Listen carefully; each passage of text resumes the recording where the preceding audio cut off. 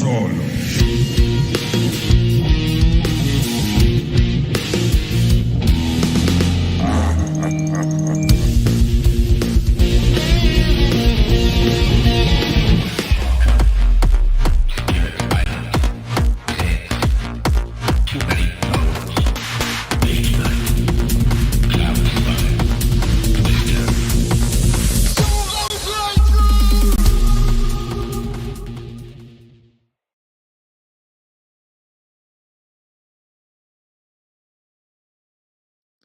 And hello! Welcome to Solo Playthroughs! Excited to finish up the week with a game of Spirit Island. Yes, I was gonna take a break from Spirit Island and Maids Night for a couple of weeks. And then, yeah. I decided I didn't want to. So here we are. So I don't know, man. These are my two favorite games, right? I mean, they're easy for me to get to the table. There's so much just fun in trying new things I haven't done before, and there's just a world of things to explore with both games for me. So it was yeah, just I'm gonna come back to it, and I didn't have anything else, any other new games ready for the channel or ready enough to my standards or what I want to do when I do feature a new game. So it just felt like I'm gonna go back to Spirit Island, and it is what it is. I have featured 75 different games on solo playthroughs. So there will be 75 different games that I am looking at for top 10 consideration and really top 29 consideration for the video that will be coming out later this month. Someone pop in the chat. Audio has been good for a while, so I think I should be good in here. And I am indeed hooked up to my headset. So we're going with Lore and Ocean's Hungry Grasp today. So Lore of the Deep Wilderness. And this is a really strong combo. I did randomize the two spirits that I was going with at the end of the last playthrough. I will try to remember to do that again at the end of this playthrough. This is a very, very strong combo. Steve and I got together on Tuesday, I think it was. It might have been Monday or Wednesday. I don't know. This week has been an absolute blur for me. And we absolutely smushed France 6. So I don't really have a strong preference of adversary today. If there was ever a time you wanted to see Russia 6, today would be today.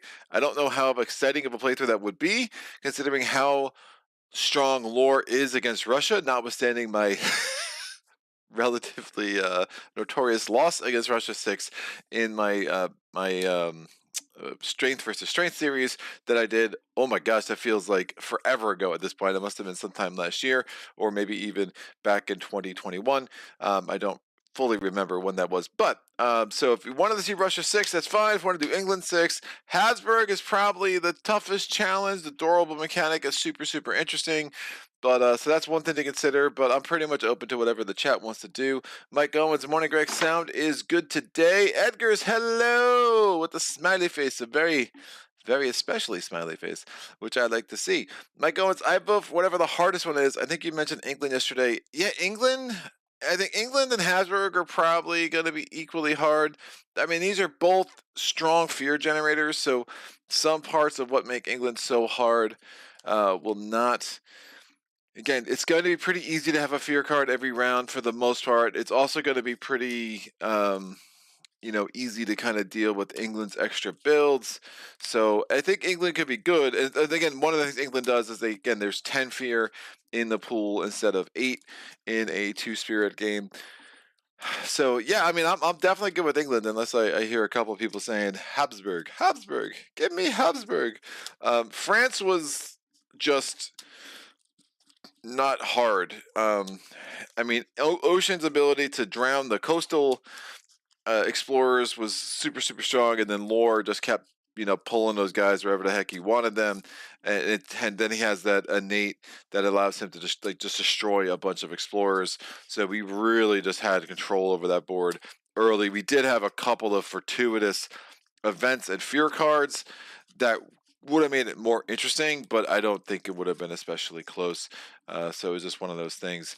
We ended up with a pretty emphatic Terra level 3 victory by the end, but it was one of those games that we were definitely working towards what Tony calls the clean plate club. So, but again, both of these guys will generate fear quick enough that it's not, not that hard to get into Terror level 3. So, we'll see, But yeah, I'm definitely good with not having to deal with Russia shenanigans and just going with going with England, level 6, England 6. There has been interviews with Royce where they have basically intimated that England 6, were it to be released today, it would be considered an 11 difficulty, which is coinciding with Russia's 11 difficulty. So they just, they couldn't fathom an 11 scale when they came out with the base game, and when they came out with later content, they started adding the 11th difficulty. Again, the first time that was added was indeed with Russia. I should say this is a review copy in part. Greater Than Games, after months of them waiting on getting a shipment from, I guess, Target, Walmart, Target. This is a Target exclusive, right? Yeah, I think it was Target. They finally had some copies to give away to content creators, and I was sent one. So I do appreciate them looking out, especially since I've already featured all of the Horizon Spirits and the Horizon board, thanks to my friend Steve lending me his copy. You will no doubt see some of the Horizons components as we play here today. Look at the art on the Invader deck. That is from Horizons. I think is a big upgrade from the base game. You'll notice that we have a new color for spirits. There are 3 new colors that come with Horizons, which is pretty cool. The only downside is they do not come with any isolate tokens, so you'll just have to sub those out with another color, which is not a big deal. You'll see some of the cards. There are a lot. None of the cards were rebalanced or anything, but they were just, the wording was changed. I did go through my decks and sub in all the new Horizons cards just to have my deck be as uniform as possible with any future content coming out. So that's nice. We might see some of these 3 times explorers. It really helps kind of clean up the board a little bit, especially with the overhead camera. We'll see how much I want to integrate those into my playthroughs. But yeah, just a lot of nice little touches with the Horizons that I'm happy to have my own copy. Again, Steve just gave me the spirits and the board. So again, I wasn't using any of this stuff. But now that I have my own copy, I'm using all of it. So thanks again to Greater Than Games for looking out. Rocket Magnet UK, what's the win-loss ratio this week so far? I lost in Votes for Women. I won in Darkest Night somehow, despite the worst darkness card I didn't even know existed in the deck. That card is awful. What else did I do this week? This is my 4th playthrough this week, so I'm 1-1, and if someone can remember what I did the other game I played this week, that would be amazing. Was it a new game? No, Votes for Women was the only new game I got to the channel this week. I took Tuesday off, I think, right? Because I wasn't going to be ready. What did I do Monday? I don't know what I did Monday. Someone's going to tell me what I did Monday. All right, let me get a D20 over here. I am going to need some dice for element tracking 2. I rolled that. That is a 2. So our healthy and the blighted on the card is going to be that. I do still have tipping point in there. I do treat it as pretty optional, so we'll depend on game state whether or not I actually carry it out. Which I probably should just go ahead and take it out going in. Zeds! I won in Zeds! That's right! Thank you! How did I forget so quickly? Our fickle brains forget the most important moments of our lives. So, I did win in Zeds. So I'm 2-1, baby. It's a good week for me. It's great. Oh, speaking of scheduling and going through stuff, not that, I mean, this is one of the worst segues I've ever had, but just go with it. I am going to have to not stream on Monday. The painters are going to be here. It's going to be chaos, and my contractor and I talked today, and so if the more I am available to kind of organize said chaos, because we are getting 80% of our house painted all at once. It's going to be nutty. Figuring out where do we put all the stuff that comes off the walls is going to be an unreal challenge. But this too shall pass. So yeah, we're going to have to skip Monday. We will have to come in on and you should be able to stream on Tuesday, Wednesday, Thursday. That's the plan at least. But just stay tuned. Friday is definitely out. I have to go back to court to testify. So, the life of a former lawyer. Yeah, sometimes I get called back and asked to explain certain things that I did because, it is just the nature of the beast, man. And if you know a criminal defense attorney in the U.S., they could tell you all about that joyful part of the job. So I'm going to take this fear deck. I don't know who I'm playing against. Still too cheerful, but I'll allow it because it's a Friday. I didn't hear any other takers, baby. So we're going with England. We're gonna make this puppy happen. Here we go. England. All right, England's fear deck is a 4-5-4. 1, 2, 3, 4. 3, 4, 5. This is probably going to have to be a fear win. It is very hard to get non-fear wins against England, just by the way they build and then build and then build some more. So 4 cards below the Terror level 3 divider, 5 cards between 2 and 3, and then 4 cards on the top. That's going to go there. Oh no, my awful French accent is making an appearance again. Where's Jean-Pierre to tell me how good my French accent is? So, or how it's not good. He's just very nice. All right, we're putting these up here. Remember, I do have the folded space insert all in front of me. It's fantastic. I highly recommend it. I again you have to buy 2 to fit all the content, but fit all the content it indeed does. You just have to take out a couple of the taller card things, which you don't need anyway, and then you could even fit the Horizons board in there. It's really, really nice. So thanks again to them for a review copy of some of their inserts. I love them. All right, I'm going to put this sucker down here. Let's go through England's escalations. Again, additional loss condition. Oh, that's probably a bad spot for that. I'll put it up here, and then we'll just have to move it at certain points. All right, additional loss condition, Proud and Mighty. Proud and Mighty capital. If there are 7 or more towns or cities in a single land at any point, the invaders win. Stage 2 escalation. Building boom on each floor with the most cities and towns. Build in the land with the most cities and towns. It is only once on the entire island, but it can be super annoying. Level 1, indentured servants earn lands. Invaders build actions affect lands without invaders if they are adjacent to at least 2 cities and towns cumulatively before the build action. The criminals and malcontents during setup on each ward add a city to land 1 and a town to land 2. High immigration tile. Put the high immigration tile over the discard. It will carry out an additional build. That build will be in place for the entire game, 1 through 4, for only the first few rounds if you're playing England 3, but the entire game for England 4. Local autonomy. Towns and cities have +1 health, which is going to make some of Lore's mechanics super interesting to kind of calculate. An independent resolve during setup, add an additional fear per player to the fear pool. And during any invader phase, when you resolve no fear cards, perform the build in the high immigration trial twice. This has no effect if there's no card on the extra build slot. So that basically it just delays that a turn or two before that actually happens. All right, we're going to set up England's invader deck. Their invader deck is pretty vanilla, which is one of the only nice things about them. We'll get some dice. Lots of elements to track. Lore tracks 5 of them, and Ocean tracks 4. All right, we're taking this die. I rolled the die, so number 2 comes out from the stage 3 invader cards. It's funny too, if you hear like Eric Royce talk and the different parts of the development team, it seemed like the idea of tracking elements, they thought it was going to be so hard enough for the players, and that seemed like a big reason why none of the local complexity spirits had elements on their board. And why the high complexity spirits have so many. Obviously they've realized that most modern board gamers aren't going to have an issue with that. So we'll see. I'm always curious, like when they decided to add the aspects, I wonder why they didn't just, instead of adding aspect cards, just like give us new tracks for like river or shadow, just to make sure you're triggering their innates and really getting the flavor of what those spirits bring to the table. I rolled a 2, so those are the stage 2 invader cards, and we're going with the stage 1 invader cards. There's 4 of them. I rolled a 6, not helpful. I rolled a 4, that sucker's out.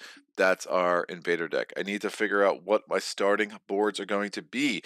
So I'm rolling a die. Ocean is going to be on B, and then we're going to roll a die again. It's 1. I did think about using the thematic boards with this with this combo. I think that could have been interesting. I just don't love the thematic boards, and just really kind of wasn't in the mood to deal with some of the assorted nonsense that I find on the thematic boards. But yeah, maybe one day soon we'll go back to the land of the thematic boards and deal with the ill-defined borders and other design choices that make me scratch my head in utter disgust. No, just a little bit of bewilderment. Bewilderment's a good word. It's underused. We all should use it more. There you go. That's my public service announcement for today. Say bewilderment more in your life. It will improve things. Not sure what things, but it will definitely improve things. So that's a blight. That's a blight. We're going to have to do, again, the setup instructions. We have a city in 1, a city in 2, a town in 2. We're going to have a town in 6 over here. We're going to have a town in 8 here, a city in 1, a city in 2, and a town in 2. Ocean is going to start with presence here and here. We flip over their board.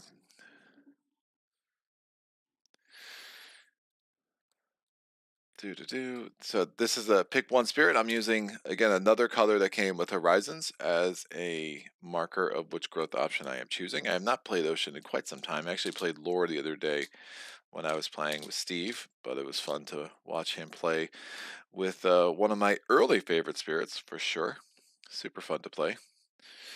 I don't remember where they were on my top 10 most fun spirits that I released a couple of months back, but pretty sure they were still in the top 10. Lore is going to have 3 presence on the board, 2 in land 8 and 1 in land 7. I do wonder, oh, and then we add an additional beast to land 8. I was just the impression with Lore that they were trying to like make him as strong as Ocean because of the limitation that he can never be on the coast or coastal lands, and I just feel like that makes him super strong. Like I just think he's a little bit too strong for what he is at times, and just has a real ridiculous way of just controlling so much of the island. And the biggest advantage he has over Ocean, beyond the fact that he starts with a 3rd presence on the board as opposed to just 2, is that, again, adjacencies aren't as much of a problem with Lore, because Lore, again, he can always get to a place where it's range 1 to all the coastal lands. Whereas Ocean, there's always going to be at least 1 land on his board that's range 2 for him, right? So on this board, there's 2 lands that are going to be range 2 for Ocean. So Ocean is going to be dependent on card draws a lot more than Lore is. Obviously, Lore, we're going to be able to get him up there. I mean, he has that add of presence 4 away to an inland land. So he'll be able to go 1, 2, 3, 4 and already get on Ocean's board and start controlling things over there. So again, we'll see how all this all plays out. Rocket says, yeah, understandable. Forgot you played Zeds with it only being 6 hours. Michael and Jan, that was a long game of Zeds. I was so surprised it was going when I came back from the afternoon. And Malte, do you ever play on the thematic side? I don't know if that was before or after I kind of railed against it. I do. I've done it on the channel a couple of times. I just don't find it. I find the balance of it so off that there are so many matchups that just don't work on that side of the board, especially true solo. Um, and you're so much more like I mean, you could fall victim to the invader deck so much more just with the way the land balancing is. I mean, if you get a lot of wetlands early, that's going to be a really hard game. So I just don't think I don't think it's as good as the base game, which gives you a much more reliably good experience. And for that reason, like, I tend to stay away from it. I wish they did a better job balancing it. And I don't know. Like, I just have questions about it. And then add on top, I think it's just a layered thing for me. I mean, I could kind of deal with some of the wackiness of it if it wasn't also I find the aesthetics of it like pleasant to the eye, but super impractical. the more you play on it, the easier it gets to know where things are. But the fact that they have like it's not even neat on the edges. Like you have bits of lands from other boards like on there. That's like stupid to me. The delineation between some of like the wetlands and the sands, the coloration gets really kind of odd, and you're like, what that again? And I just don't. I just from a design standpoint, I think it's just a really poor design. I think one or the other. If it was more balanced, I think I'd like it. If it was like less like just a weird choice aesthetically, and I know every time I say that, someone's like, "I have no problem on the thematic boards." Like, good for you. Like, that's great, dude. Like, I don't mean to sound like a condescending jerk. Like, that's great. Um, I'm not alone to feel like the design of that board leaves something to be desired. So like, it is what it is. If you're like a painter and you're awesome at differentiating colors, like naturally, like whatever, dude. Like that's awesome. Um, to me, it was not. It's a very non-player friendly design in a way that makes me want to play on a thematic board jet. But I mean, you'll see it back on the channel at some point. I like it as a change of pace, but that's a very, very occasional change of pace for sure. All right, let's move on. So we're gonna do the initial explorer. The initial explorer is into Sans. Those Sans. It's not great here with the blight there, but we should be able to deal with this. So Sans, and that is already in the build spot. Again, Ocean, what are our 4 unique powers? I'm saying this out loud for myself as much as for you. So, Call of the... Oh, that's interesting. Ooh. See how I want to do this. I have some ideas that are probably bad. So, Title Boon. Target spirit gains 2 energy and may push 1... Oh, that's interesting. I might do something very weird with Ocean. Get that too. No. I'll let Lore fend for himself. Sorry, Tidal Boon. Target spirit gains 2 energy and may push 1 town and up to 2 Dahan from one of their lands. If Dahan are pushed to the ocean, you may move them to any coastal land instead of drowning them.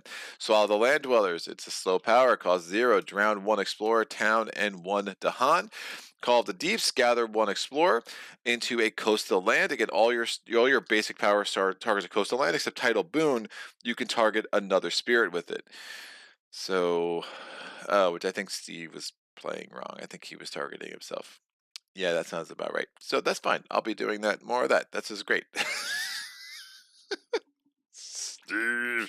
All right. Target land is the ocean. You may gather another explorer. The Grasping Tide, 2 fear, defend 4, targeting a coastal land. These are fast. Those are slow. Our innates pound ship to splinters. We want moon, air, and water. We can get somewhere between 1 and 4 fear a turn. That's a lot of freaking fear for Ocean. Ocean breaks. I've definitely heard arguments. I think Kindred Spirit podcast. Where are those guys, by the way? We miss you. Come back, please. Ocean breaks ashore. It targets a coastal land. If you have, it wants water and earth. It can drown towns. It can drown cities. It's super cool. Special rules: you may place, move presence into oceans, but not place, move presence into inland lands. Oceans on boards with any of your presence are treated as coastal wetlands for powers and blight. Now that's not for event actions or for fear cards, so you have to remember that. It's like one of the weird nuances in the rules that took me a long time to totally appreciate. You drowned any invaders or Dahan, move to these oceans. Destroying drowned priests, place drowned invaders here. At any time, you may exchange health of these invaders for 1 energy, where X equals number of players. Ignore modifiers to invader health.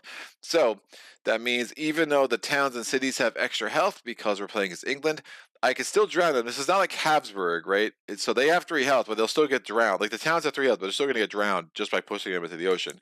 So this is not Habsburg. However, when I turn them into energy, 1 town is still going to only give me 1 energy, not 1.5 energy. So you ignore modifiers to invaders' health, including the modifiers on the adversary board, which is cool. Lore of the Wilderness.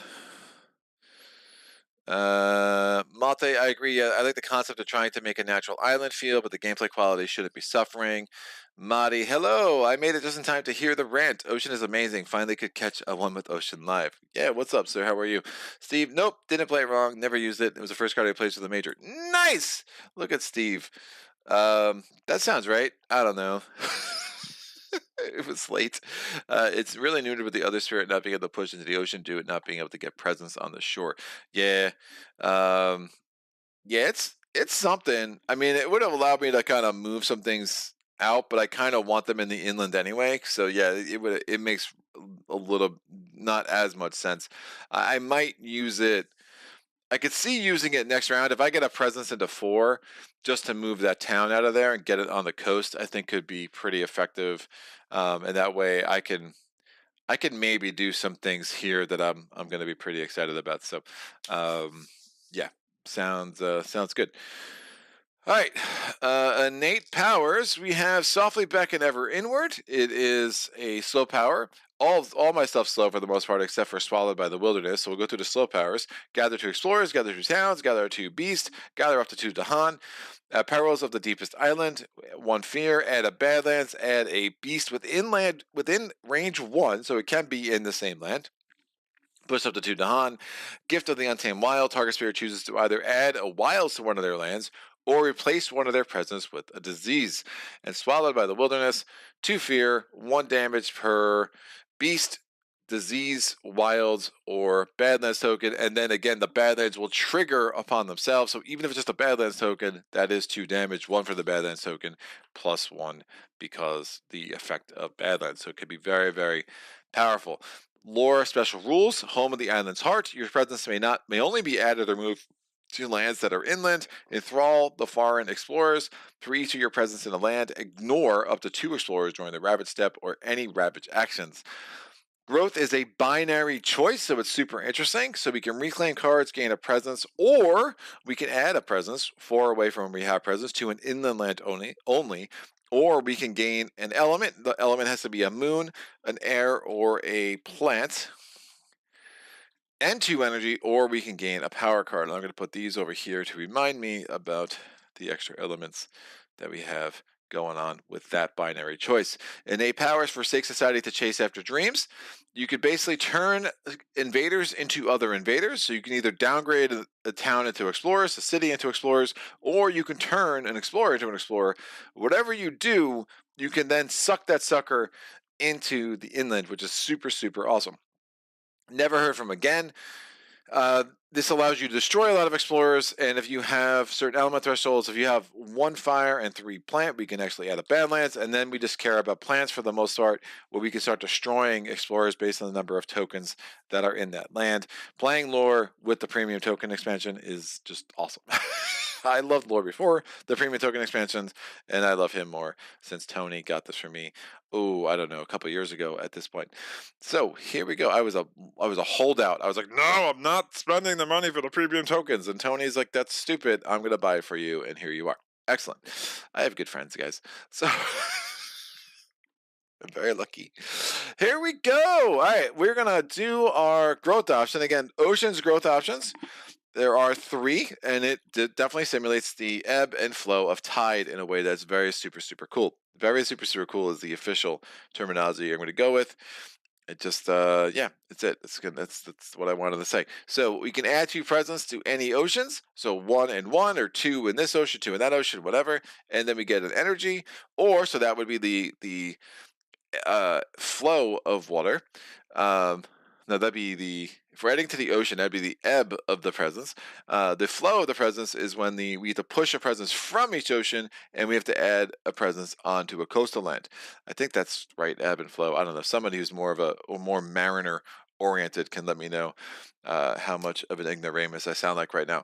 And you also gain a power card if you do the growth option C. Growth option A is the reclaim one. We gain a power card. We gather, and then into the ocean, and we gain 2 energy. So super, super cool.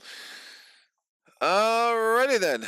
No new comments. Let's make some magic happen, kids. I need to figure out what I want to do. I think. Oh shoot, 5's gonna build no matter what, isn't it? Woof. Yeah. So even if I get this guy out of there, he's still building. They're all building, except for maybe 7. is a build I could prevent because it's not adjacent to 2, but 5 is definitely adjacent to 2. And that's a thing. I mean, that might be a good play for Tidal Boon next turn. Plus, it would give 2 energy to lore. Wait, 1, 2, 3, 4. That's slow. That's also slow. So that'd have to be this turn, actually. I actually don't hate that. I add a presence all the way out there. We push that dude off. But I probably, then I might want to add a, no, because he's still going to build. Woof. Defend, I could defend 4 there next turn, so that's not a big deal. So I'm looking at next turn. If I play this turn, again, but Steve's absolutely right. That's going to be an early drop card. Easy. Easy, easy. Could do Swallow the Land Dwellers. But I have that defend, so Swallow the Land Dwellers seems silly.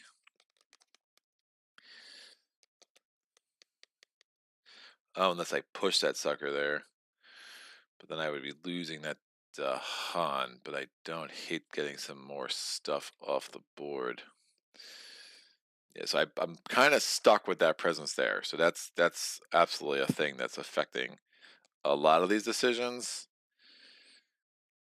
Oh, that's going to give me the innate too. All of this is weird because I'm going to be able to drown something. So I won't even need to do Swallow the Land Dwellers. The real problem is Call of the Deeps just seems pointless. Might as well gather this guy anyway, get everything out of there. That's fine. We'll do that because I'm going to be able to drown anyway. So we're going to do an element check. There's going to be 2 air or 2 moon. It's like air, it's just different. We're going to have 2 moon, 1 air. And let me rearrange these guys. I'll put earth below water, 2 water, and 1 earth. So I'm going to do growth option B. So I'm doing this all out of order just to make it super confusing. I get 1 energy from the growth option, and I'm adding 2 presence. I'm going to do a top and a bottom. So that actually gives me 3 air, 3 moon. I don't know why I keep saying air. Ooh, I want to do 2 card plays, so I'm definitely. I don't need that moon. I might as well do this. Get closer to 3 card plays. Do I want to blitz bottom track? I don't know. Maybe. What's my energy? I won't need that much to make this all work. Forgot how slow his progress is. Defend 4. I think this is fine. I'll get a. But if I get the 3rd water. Yeah, I can't get the 3rd water and do this.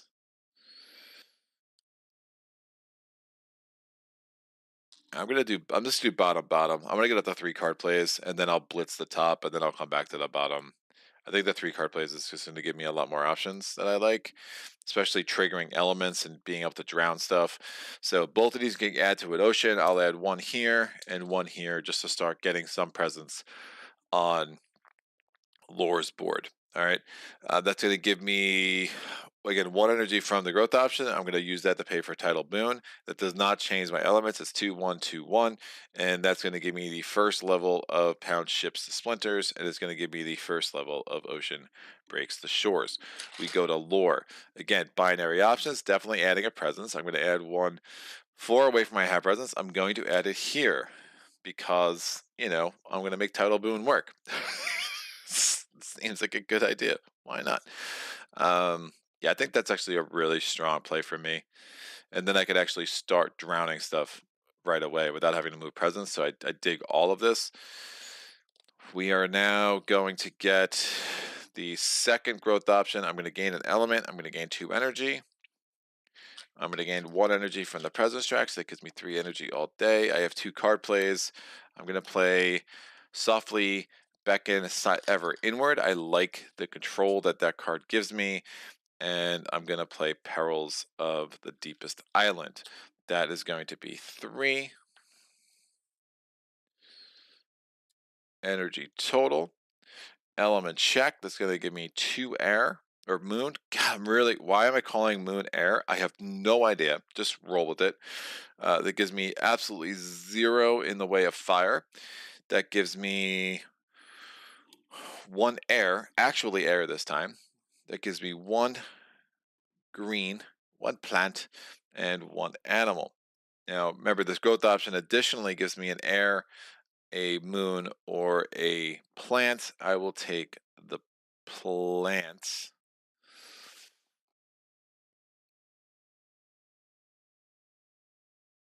because I want to. Yeah, that's going to be good. So I'm taking the plant because of this growth option, which gives me a second plant. The element check here, the 2 moon and the 1 air gives me the second level of Forsake Society to chase after dreams. And then the second plant that I got from the growth option gives me only the second level of Never Heard From Again. So I will skip over the first one and go indeed straight to the second. Kingdoms. Well, that's weird. I was just looking at this on Zatu Games website. The synopsis sounded interesting. Mike Owens, the Spirit Island is great. Don't question it, just buy. And Kingdom says, I love the look of the board with the different terrain. Very cool. Yeah, it's a great game, man. I mean, there's a reason why this is at the top of so many people's lists. It's really good, and the universality of the appeal to this game. Now, look, it was an acquired taste for me, so I want to be absolutely upfront about that. My first few games, I was like, I like it, but, and then it just clicked for me, and I haven't looked back. I mean, it's so good, and all the spirits they've added have just added to the interest for me. I do think it's getting on the cusp of maybe being a little bloated, so I wouldn't be super eager to buy all the expansions, but I would definitely get this and Branch and Claw, start there, and you know after that, Jagged Earth. Horizons gives you 5 new spirits, which are really cool. People will recommend starting with Horizons. I'm skeptical about that, but I don't know what that would have been like. Like, I started with the base game as it was, so it's just one of those things. But yeah, it's just a fantastic, fantastic game. All right, I'm going to do Call of the Deeps. I'm going to gather an explorer into a coastal land that has my presence. Then this is a coastal wetland for the purpose of my power, so I could just gather this explorer in there and just. But he's gonna die next turn anyway, so I don't feel the need. I'm gonna target land 1, and I'm just gonna gather this explorer into here. And now it'll be totally fine. Let's just get him out of the inland, right? So it doesn't do a lot great for me, but it will. This too will be fine. I'm gonna do pound ships to splinters. That's going to allow me to generate 1 fear. So 1 simple fear. That's my only fast powers that are left. I have Tidal Boon now, and I have Ocean Breaks the Shores. We go over to Lore. Lore has a slow power, another slow power, and a slow power. So yeah, he's done.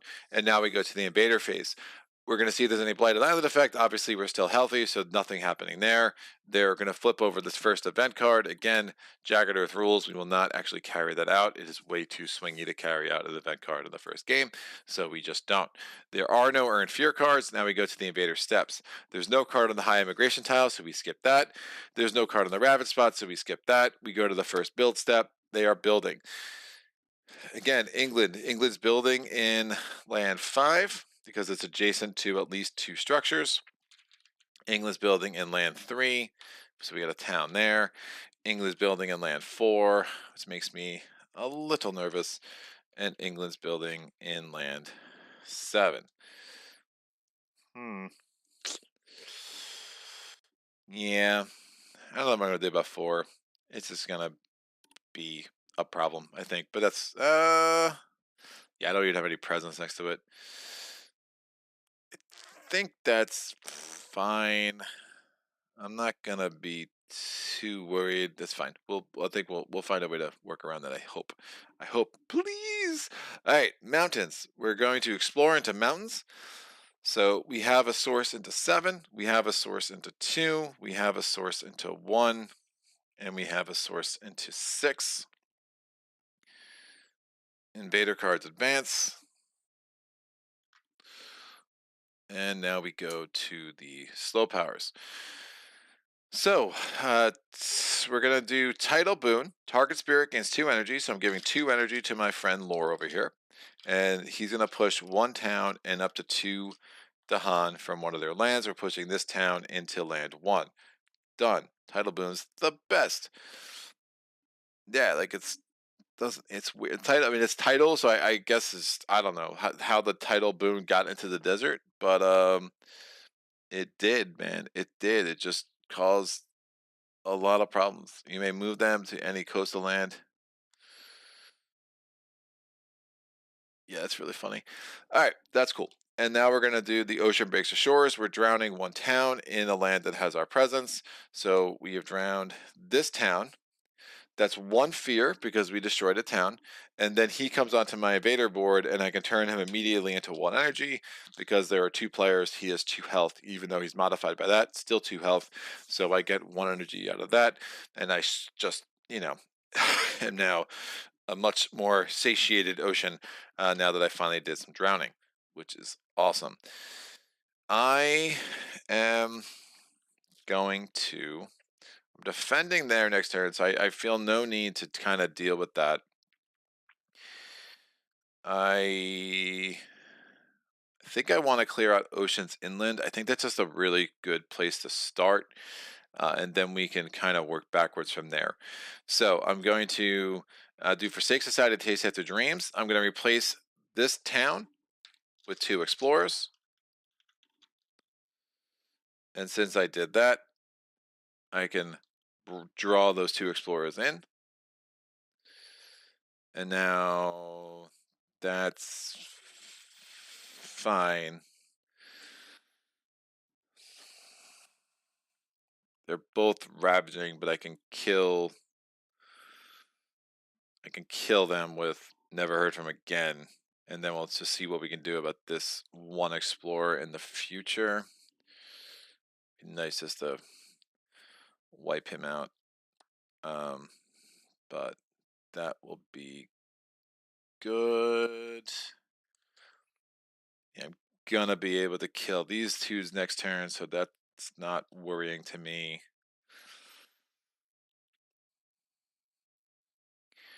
I just prevent that build. Let Lore's board go to crap a little bit, but then Ocean's going to be in a good place to kind of deal with this and then kind of come over and help me. So I'm going to focus on Ocean's board first. I think that's my strategy for today. So Softly Beckon Ever Inward is actually not that helpful. I probably should have played Gift of the Untamed Wild, but I didn't know what his Explore would be.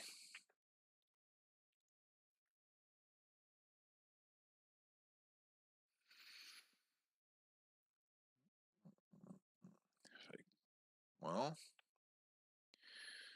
some more options. The other option is I choose land 8. I just bring a whole bunch of stuff into there. I deal with Ocean's board a little bit slower. 7 just has that 1 dude, which hopefully I can deal with at some point.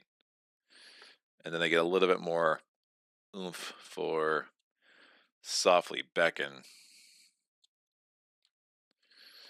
I kind of like that because I've already negated a bunch of adjacencies. The problem is if that guy builds, we're going to have a source everywhere. And I think this is a really good opportunity to wipe out sources for those 2 right off the bat. But Softly Beckon is probably too good to waste it on 1 explorer, or is it? I don't know.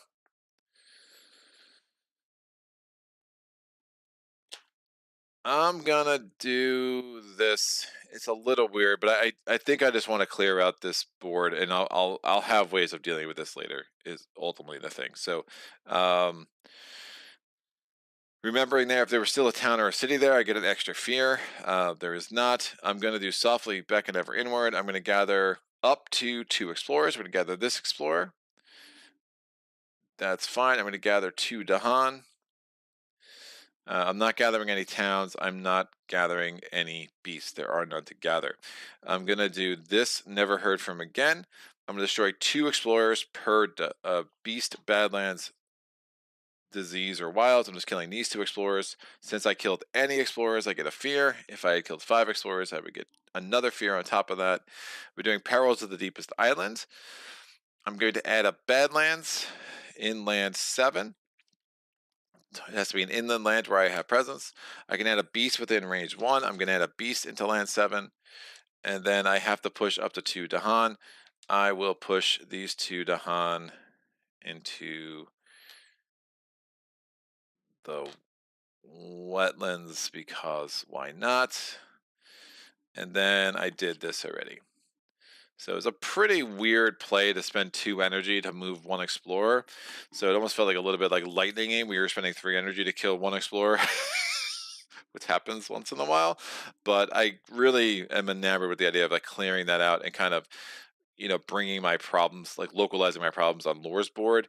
This is probably going to Blight Cascade, but I'm kind of fine with that. I can deal with the rest of what's happening next round between defend powers and the other powers I have with Lore. So this is out. These go here. Time passes. These go to my discard piles over here. And that's about it. Cool. Let's go to the next growth option. So these come off. And I'm going to do growth option. I mean,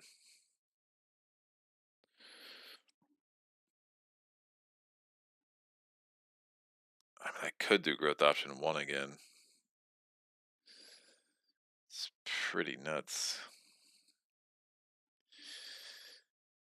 Problem is I would not be swallowing, would not be drowning anything. And I don't love that. I want to drown things. I'm a drowner, people. I am indeed a drowner. All right. Well, oh, that's really sick. Yeah. Yeah. Yeah, we're going to do growth option C. I can add a presence to a coastal land. I'm going to get 3 card plays. I might not use all 3 next turn, but I'm going to give myself the option. I'm going to add this presence to this coastal land over here. I want to get more presence over there. Do I need a sacred site? I do not. I just want to be able to drown things. That's fine. I push 1 presence from each ocean. So this ocean, again, we're flooding in land 2 over here. We're flooding in land 1 over here. And I gain a power card. We're looking at the minor power deck. Obviously want water, water, water. Hey, treacherous waterways. It's not the most amazing, but it has my elements. It's kind of a no-brainer. So add a wilds to a land or push 1 explorer. We're not using it this turn. I like the fact that it's a 0 cost. I feel better about getting it to 3 card plays that will really help trigger my innates in the future. And I only have 1 energy. I don't get anything from my presence track. I get the 1 energy. Why? I get the 1 energy because, again, I drowned a town last turn. So that was a really nice combo to make sure I had some energy. And that is good. I'm going to do my element check. We have 1 air. 1 moon. I did it again. I have no air. I have 2 water and 1 earth. That's going to give me the first level of Ocean Breaks the Shore. Fantastic. We're going to go to Lore's turn. Again, binary options. We're going to add a presence from the... We're going to add a presence from the... Do I want... I really like bottom tracking both of these spirits. I like bottom tracking most spirits. I just like having a lot of card plays. I definitely prefer spirits that do a lot of minor power work than majors, but at the higher levels, you do need to start getting majors earlier than you might be accustomed to, especially if you're somewhat newer to the game. So I'm going to do bottom track. Let me get up to 3 card plays, and I'll probably do the same thing and just kind of try to blitz the top track a little bit. I'm going to add this presence 4 away from where I have presence. Do I need a sacred site? Nope. I just want to get presents everywhere. So I'm going to add it here into 6. I think that makes the most sense. And we get 1 energy from the presence track. Oh, I'm also going to have this option too. I'm not going to get a power card. I'm going to need power cards at some point. That's for sure. But maybe I did. Maybe I gained a power card. Especially if I'm blitzing the bottom check. Do I need? Let me do an element check and I'll see if I want a power card. So we have one moon. I actually said the right thing this time. It's a miracle. All right, we get 2 fire.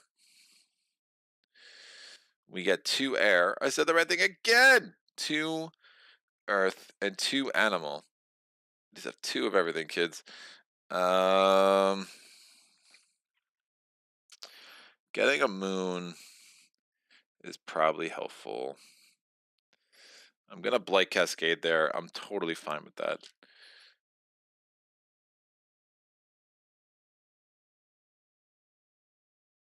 Yeah, I am gonna do. I am gonna.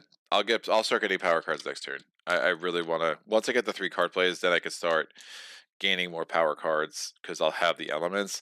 So it might be a little inefficient at some point, but I think that's gonna make the most sense.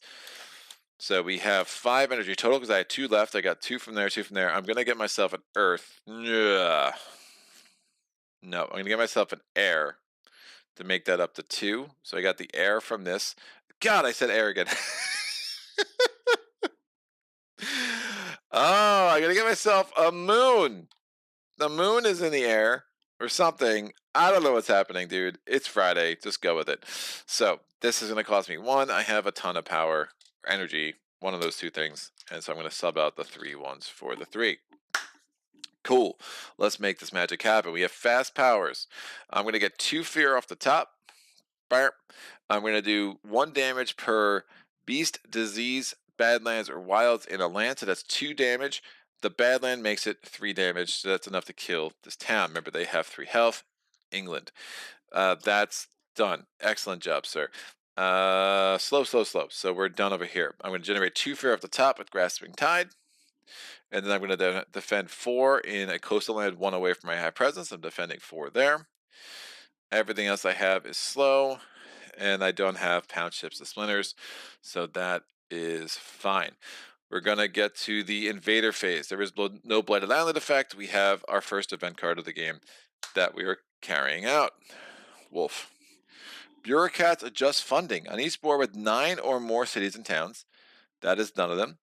Build cards skip the highest numbered land. And build on each board with 3 or fewer towns or cities. We have 4 here. We have 1, 2, 3, 4, 5 here, so that's none of them. They would build 1 extra.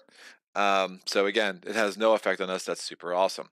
2 fear per board with 2 or more beasts. So that's 2 fear here. That's a fear card that is going to put a little bit of pressure on us to get 10 fear by the time we get to the next turn, because if we don't resolve a fear card next turn, we have some badness that's going to happen with the independent resolve.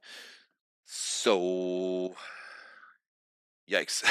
So I was hoping that I would only have I think I wanted 2 left. I don't actually want a fear card right now, but that's what we got.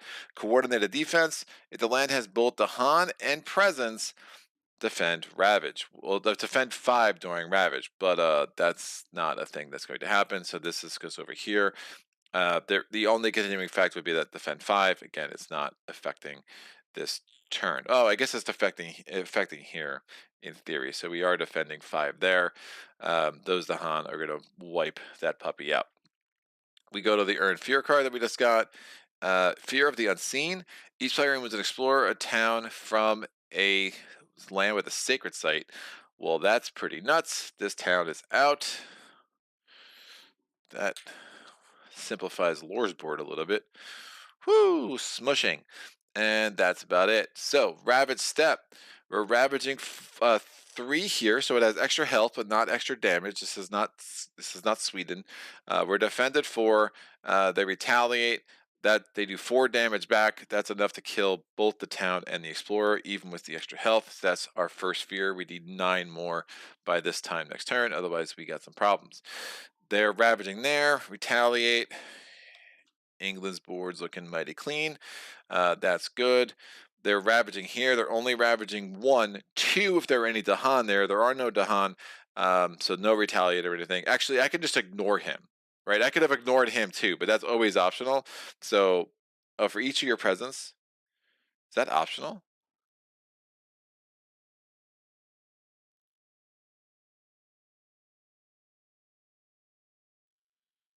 Is enthrall optional? That I don't know. Huh.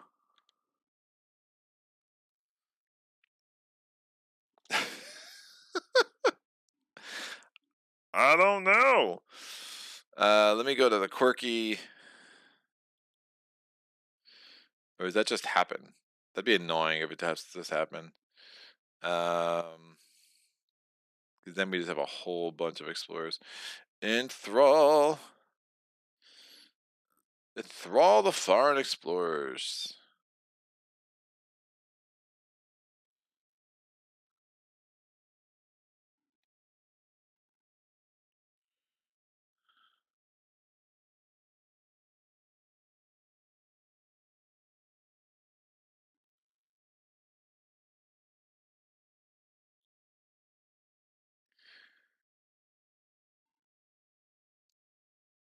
Oh, it's up to. I'm sorry. It is optional. It says up to. I'm sorry. That was a brain fart on my part. Cool. Yeah. So he's dead. Um. Yeah. Dumb. Dumb. Dumb. Dumb. So I could just ignore him altogether. But that means they don't participate. So that means like if there were Dahan there, they wouldn't retaliate against them. So, yeah. So again, that was just totally my bad. Just reading is hard. So Ravage Step is done. Oh, it's not done. We have one more Ravage. This is the one that hurts a little bit. So Blight, Cascade. That's fine. We'll have to find a way to deal with 4 pretty soon. Do I want to Cascade over here?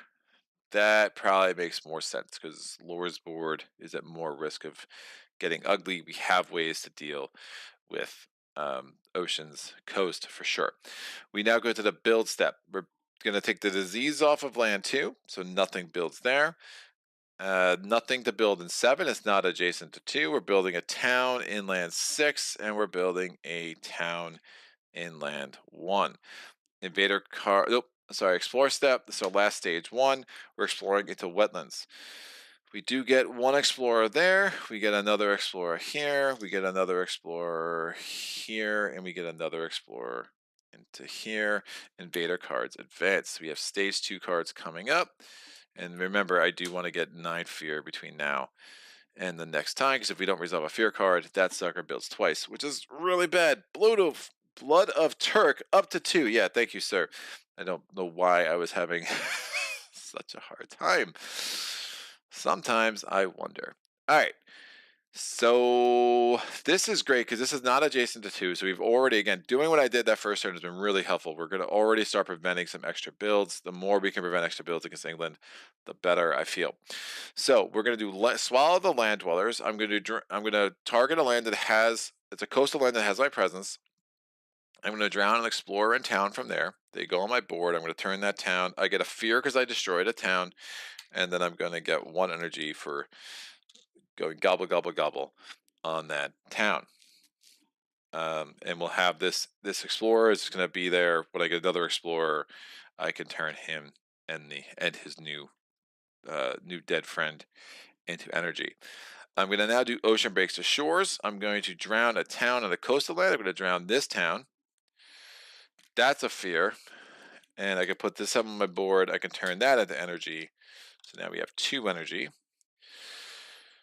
which is very nice. All right, we go to, so we have 3 things ravaging. Obviously, this is could be a bit of a thing.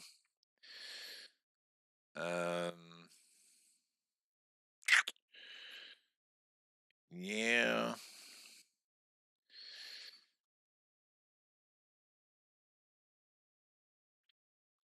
No.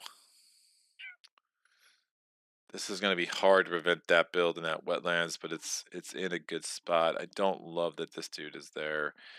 I don't have much in the way of defend powers. This would be a better turn to have had softly back and ever inland, but again, that was super helpful to kind of clear out the inland for ocean. So I'm going to use Forsake Society to chase after dreams. I'm going to turn this town into 2 explorers. We're probably getting a double build from the high migration. How am I gonna get 7 fear? Yikes. All right, and then we're gonna suck them into one of my lands, so I can suck them into here. And then I'm going to use Never Heard From Again to murder this guy, these two guys, and that's 1 fear. Crazy thing is, even if I get this explorer up, I could choose the order. And I think I'm gonna have to bring him into here. So things look good. All right, this goes here, this goes here. Time passes. I think both of our fearless friends are going to be reclaiming. Ooh. Maybe I don't have to reclaim with ocean. Just based on game state. Nah, I want to reclaim. I wish I could get these Dahan in there. I could defend 4. Gather one's presence from each ocean. I get energy. Kind of leaving it up to chance of a.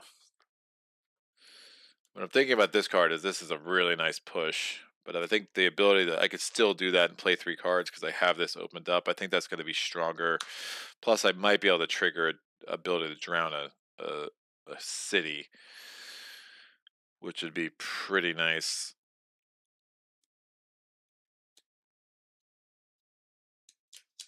Yeah, I'm going to reclaim. Womp, womp, womp. You get 2 energy from the growth option. I have to gather a presence from each ocean.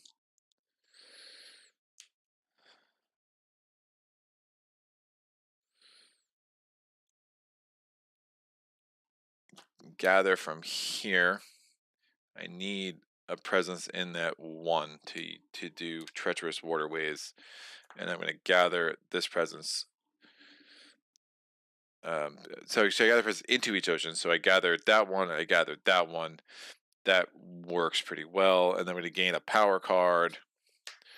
Ooh, confusing. Mists is interesting. Each invader added or to target land this turn may be immediately pushed to any adjacent land. That's super interesting with ocean. Huh.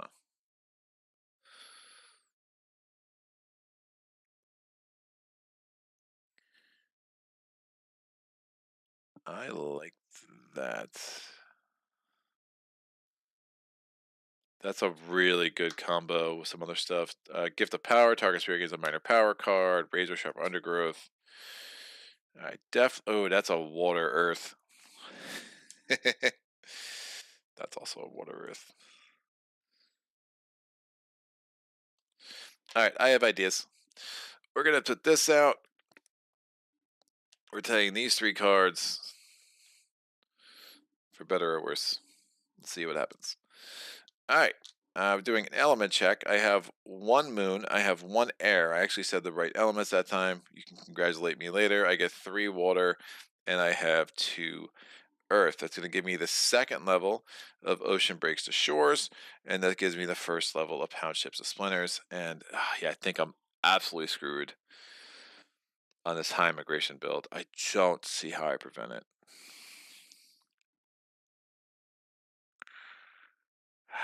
It's really unfortunate.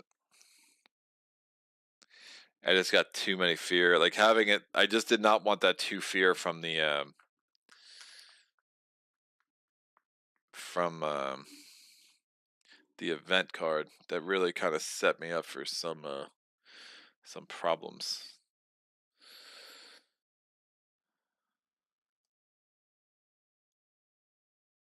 That I need to defend.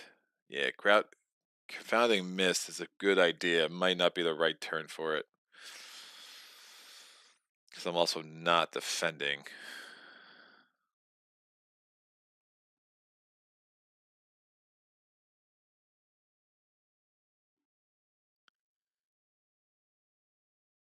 Confounding Mists.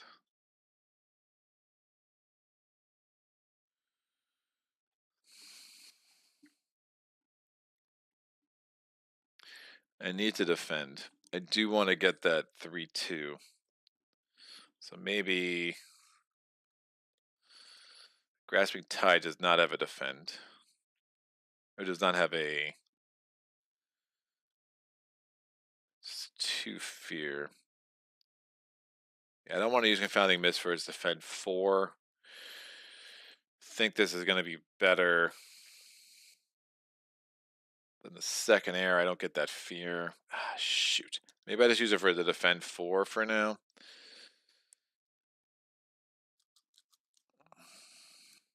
I want to use this card now because it's much more limited. It has to be targeting a mountain or a wetland. I mean, there's part of me that's like, oh, that's 2 extra fear. So am I trying to chase fear or not? If I'm trying to chase fear, maybe I don't drown a city, and maybe I do. Maybe I do that for 2 fear, 4 fear. Then I'd only be 2 away. Oh, that's interesting. Maybe I can get the fear after all. All right, we're retooling this just to try to chase fear. Because we are 6 away, and I do not want the double build on Sands. So we're not going to be able to drown a city, but let's do a redo our elements. That's 3 air. Moon. It's moon, Greg. 3 air, 3 3 moon, 1 air, 1, 2, 3 water, and only one earth. Right. So that gives me the first level of Ocean Picture Shores, the second level of Pound Ships to Splinters.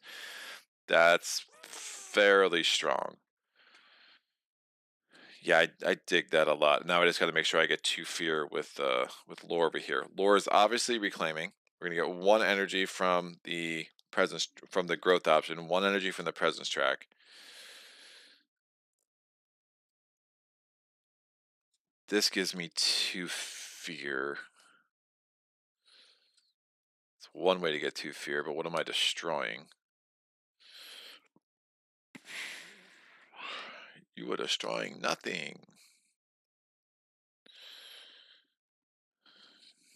But it's 2 fear. It might be the only way I get 6 fear, and I really want 6 fear. I do not want that double build. So I am playing that. Do I gain a power card? It's also an interesting idea.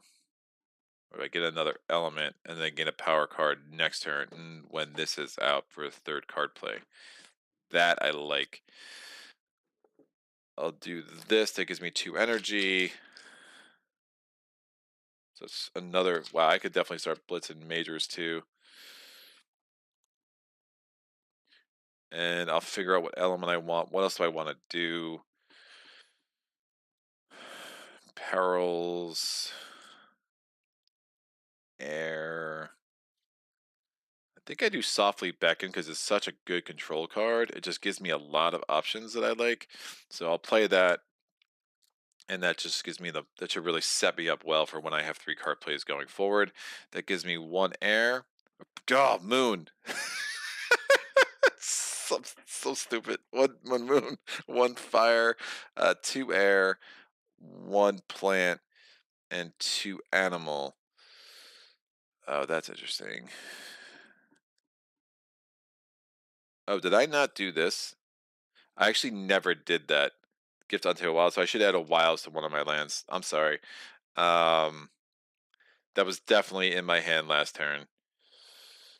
I just totally brain farted. I can replace one of my presents with the disease. I don't want to do that. I could just add a wild somewhere. I will add a wilds here. I'll add a wilds here actually. That makes the most sense. So sorry, I just never did that. I don't know why it didn't dawn on me until now. Yeah. I like that. I don't like not having. Still think I do softly back in. I'm a little sad I won't have this. I think it makes more sense. I do think it makes maximum sense to not have this, and I'll just take the moon again to get one of these, and that's going to give me the 2nd level of Forsake Society, and I just won't have anything from Never Heard From Again for this turn, but that should start changing immediately with the next turn. All right, what's going on? How has this been How has this pairing been so far? I've read that while it seems at first glance that it would be a good pairing, they sometimes don't work as well as expected because they each want to pull invaders in opposite directions. Never tried it myself to see how it goes, but it seems like they'd work okay together. Raf says, just running in, what's England level for this game? And King Joe both, I think it's level 6 because he was worried about the double build. Oh yeah, but also just got here. It's England 6. Thank you, Mike. Yeah, it definitely England 6. Faux show. All right. Yeah, forget this double build. So we managed to pull this off. So Pound Ship to Splinters just gives us 2 fear. Bam, done. Grasping Tide gives us 2 more fear. Bam. I don't know what that sound is. I'll try to stop making it. No promises. This is going to go here. And slow. I'm going to call the deeps. I'm going to gather this guy here. And slow. Done. We're doing the rest of this slow, but guess what? 2 more fear. Fear card, so no double build on high immigration tile. Thank you very much. I'm going to do 1 damage in a land. It's going to be pretty underwhelming, kids.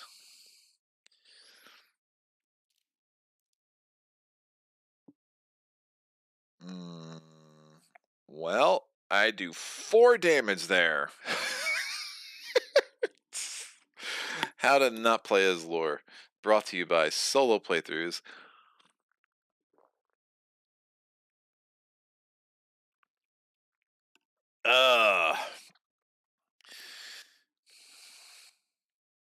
Yeah, Ocean's board looks great.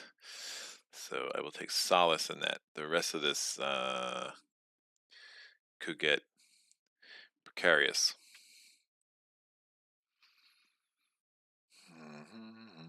Tidal Boon gives me energy. Wish I could get a presence into there, but it's not happening. I'm not going to be in a land with a town, which is, at least I don't think I will be, barring something highly unusual.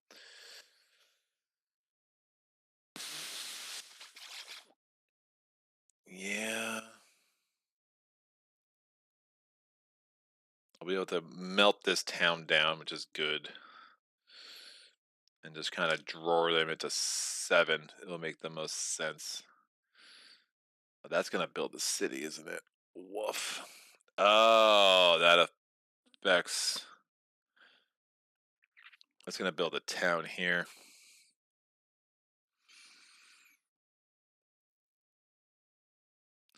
But we won't build here. And then we're going to have the escalation build too. Oh, this gets better and better. Oh, England, how I forgot how special you are. All right, let's go to the invader phase. No blighted land effect. We're going to get the event card. What is up? Heavy farming. During the next normal ravage, each town does +1 damage.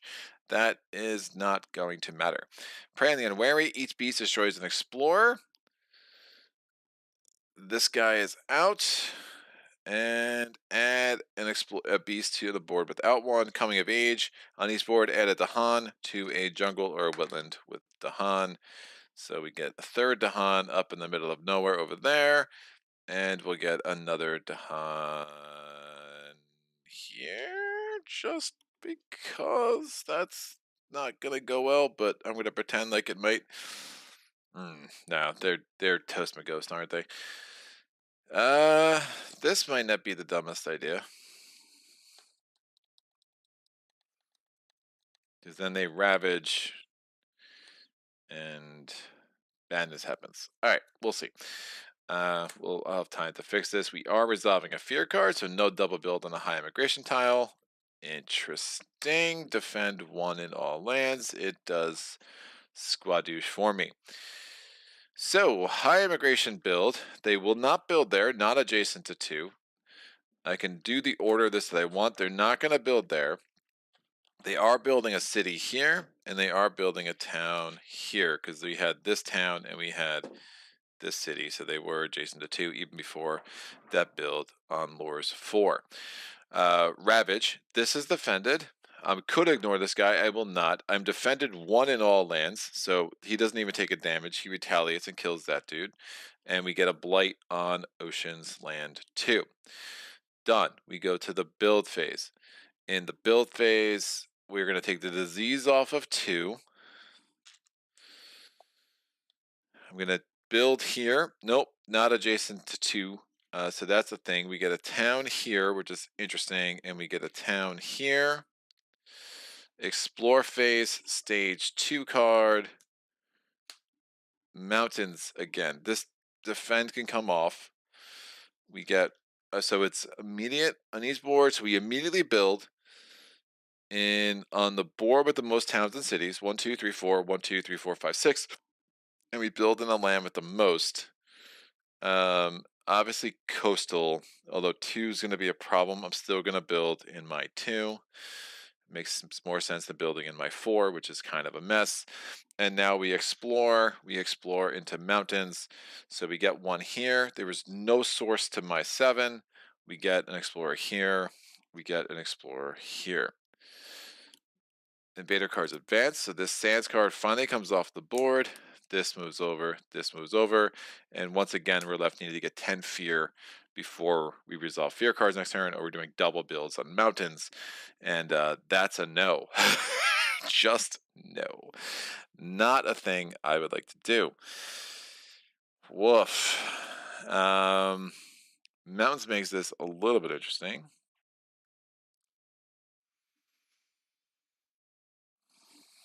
All right, I can drown exactly 1 town. I only have 1 place where I can do it, and it's going to be here. So this dude's drowned. That's a fear.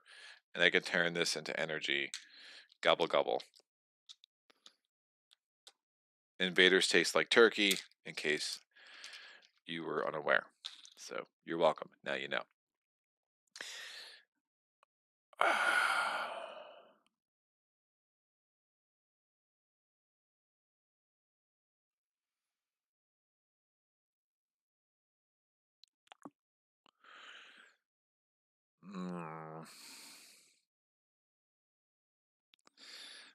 I mean, I could just...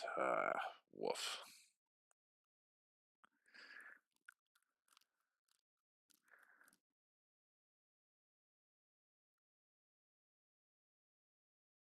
Actually,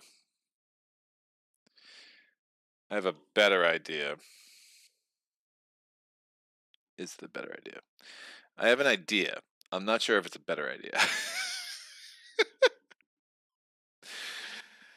I wish I didn't have to burn that for the fear. That's crazy. And now I'm wishing I didn't play Softly Beckon because it's not exactly hitting where I need it to hit.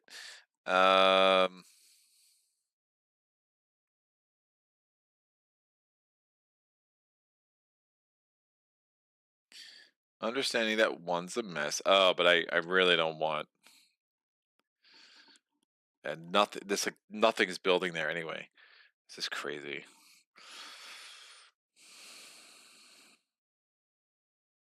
Yeah, I wish I had never heard from him again.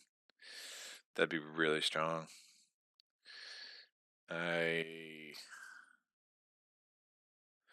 could do that. It's not bad.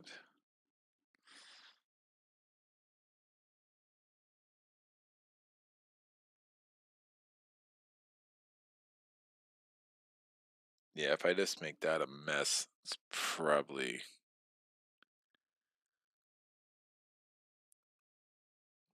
better. All right. Instead, so I've already did the drowning thing. I'm just gonna do it in a different place. I'm gonna use Softly Beckon Ever Inland. I'm gonna gather up to 2 explorers. I'm gonna do max. I just want to get things in a place where I can just start killing these explorers in the future, even if it makes it a little bit more precarious in the present. So I'm going to gather this town. I can gather up to 2 beasts. I'm going to gather 1 and 2. Again, there's power in consolidating tokens, and gather up to 2 Dahan. Let's get a bunch of Dahan in there as well, because it'll be fun.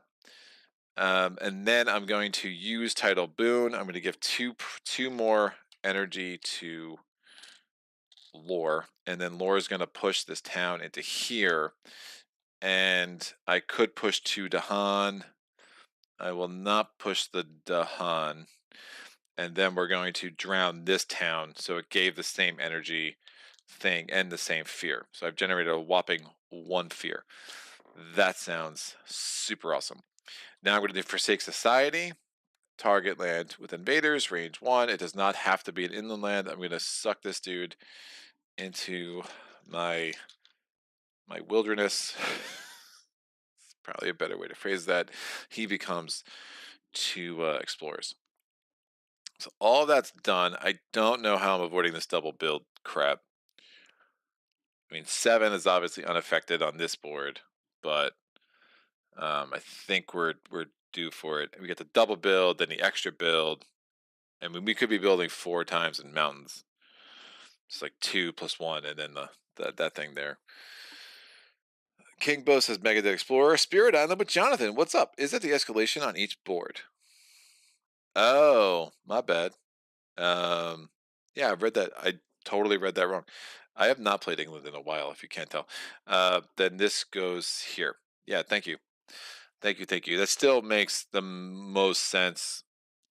Land 1 is going to be a problem. It is what it is. Yeah, I don't know why I brain farted on that, but I appreciate looking out, man. Yeah, that change is none of the math for me at all. Yeah, that was weird. I do weird things sometimes, guys. So sorry about that.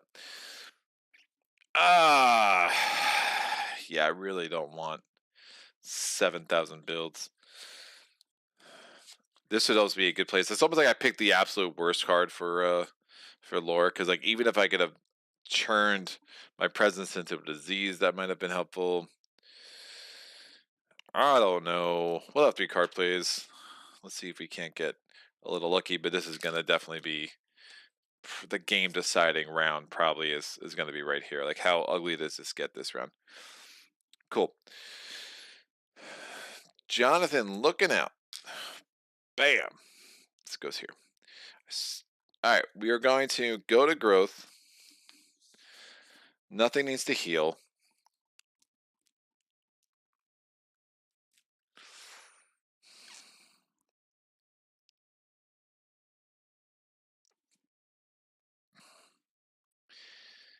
Just think I add 2 presence.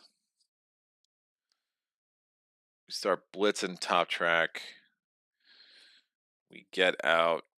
We get to some majors. Hopefully we're not too late. We'll see. So I'm going to add 1 in each ocean. We've lost 0 presence so far, despite 3 blight getting put on the land.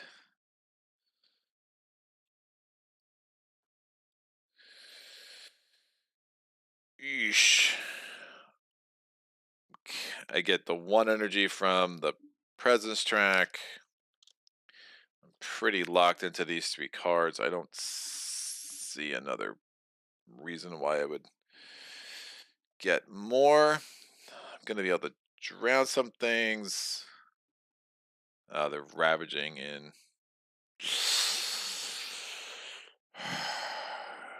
That's not good.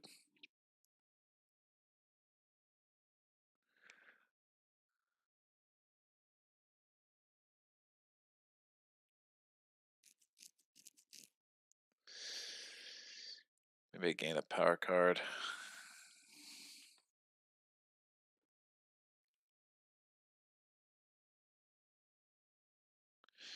Defend 4, I lose that presence. The problem is, I mean, I'm going to be able to drown a city. I guess I can guarantee drown a city there, so it's not like totally a loss. But I might be losing a presence in 1. I mean, defending 4 isn't going to make much sense. Push in an explorer from a mountains or wetlands, or I could just add a wilds. That's not a terrible idea.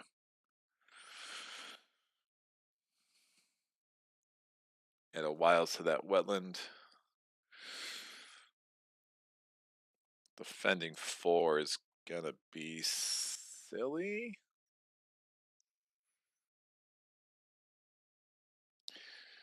All right, we're gonna go with it.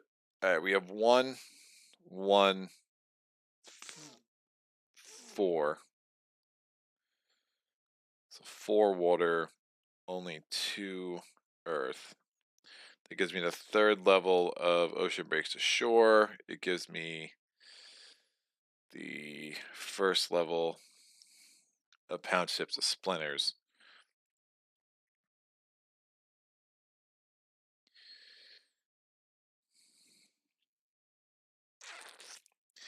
Yeah, it's not great. It's gonna have to do. All right, we're gonna add a presence. We're doing bottom track. We're going to add it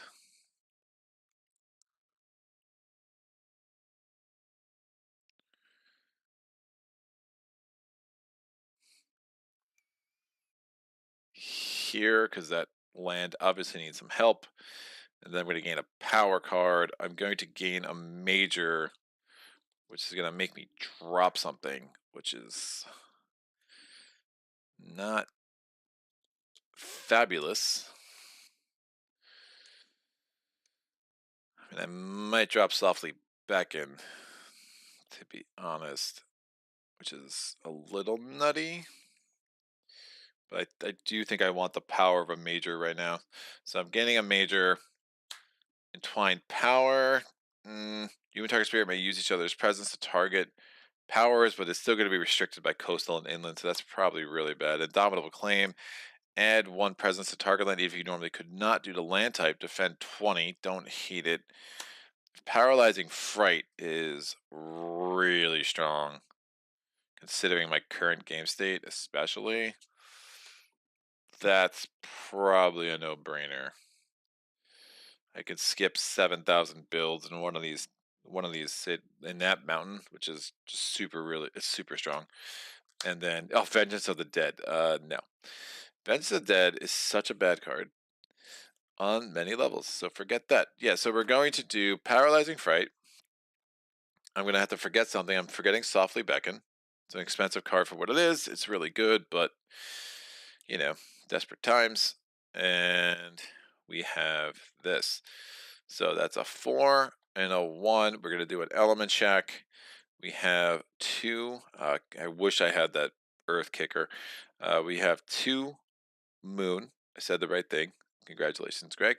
We have 1 fire. I do wish I had a 3rd plant because I would like to start getting Badlands out. We have 1, 2 air. So again, I'm going to be earth short for doing this. I have 2 plant, which is clutch, and I have 2 animals. That's going to give me the 2nd level of Forsake Society, the Chase After Dreams, and it's going to give me the 2nd level and only the 2nd level of Never Heard From Again. I'm going to target 6 with Paralyzing Fright that generates 4 fear. I'm going to do Pound Ships of Splinters that gives me 1 fear.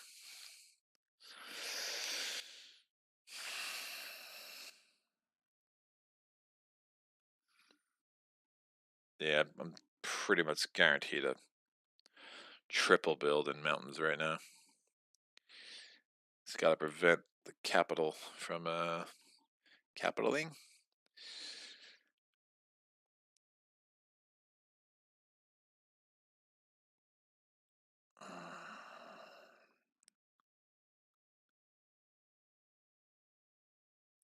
I'm almost wondering if I let the triple build happen here and I need a Sacred Site 2 away, so never mind. Stop wondering about silly things, Greg. Push 1 Explorer. Well, it's one way to get energy. This Defend 4 seems silly. I would have a fear card to help me out with this.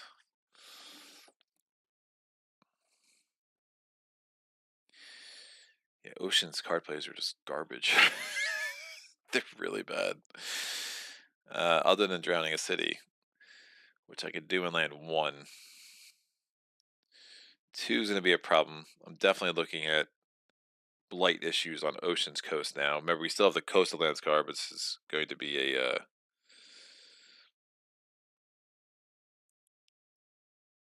oh, Confounding Miss is like you actually can't do the movement thing that I was thinking.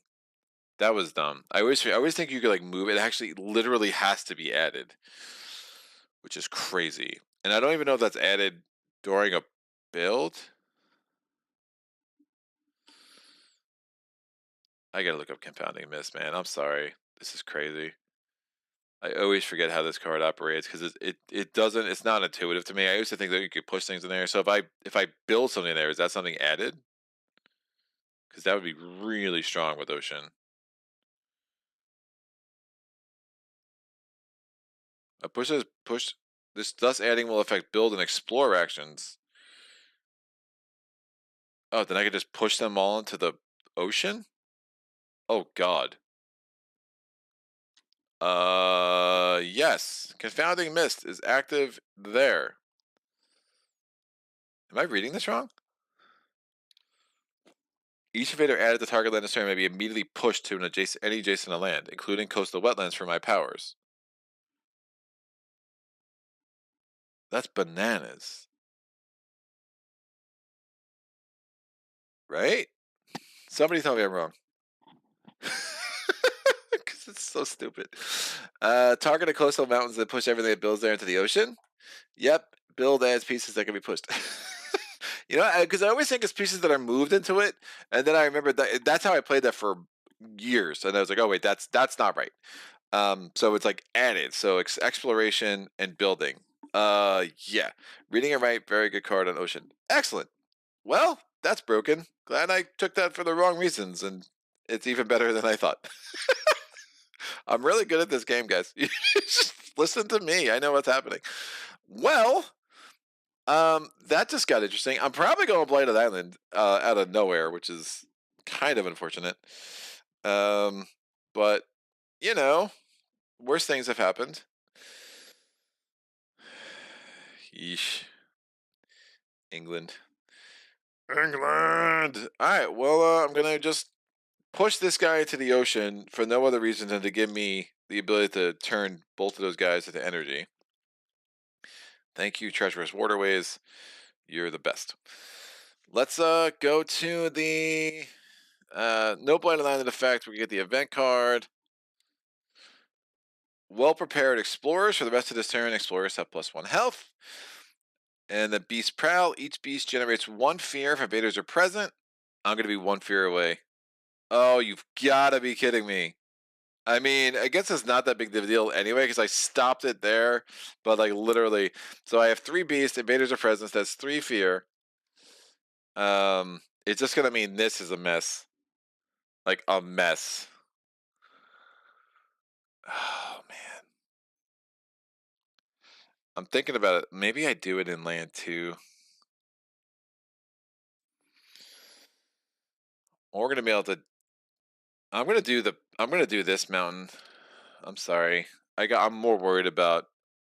I'm now more worried about this than that because there's no blight there. Number one. Number two, I'm gonna be able to drown one of those cities. I think it's gonna make more sense to do it in 2 on Ocean's board,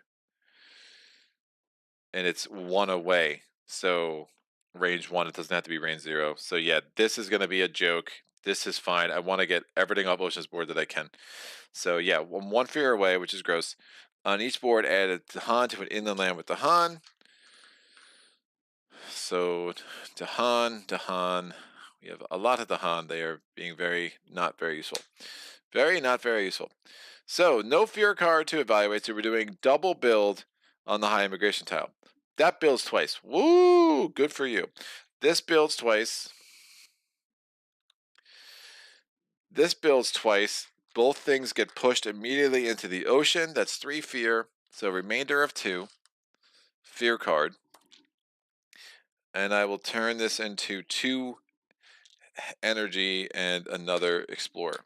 You can make change as much as you need using the mass. So I had 5 health worth of invaders. Again, it's really 7 health, but pay no attention to the escalations, the modifiers. So I turned that into 2 energy at 1 explorer. You can freely make change. We now go to build here. Nope, paralyzing fright. We skip all actions there. I should have some kind of reminder there and there. Excellent. We go to the ravage step. It's going to be a little painful. So, bam, destroys that presence. I just threw it on the ground because I was so upset. I mean, again, remember, I could have done a defend 20 with one of the cards I got for lore. I just thought this was better, and it hits my elements a little bit more. Plus, it gives me the fear generation, which is so important against England. That's done. We get the last thing comes in here. This Dahan's dead. And now we go to the Blighted Island effect. And, ooh, one of the OGs, baby. We get 10 Blight on the card, which is a lot of Blight.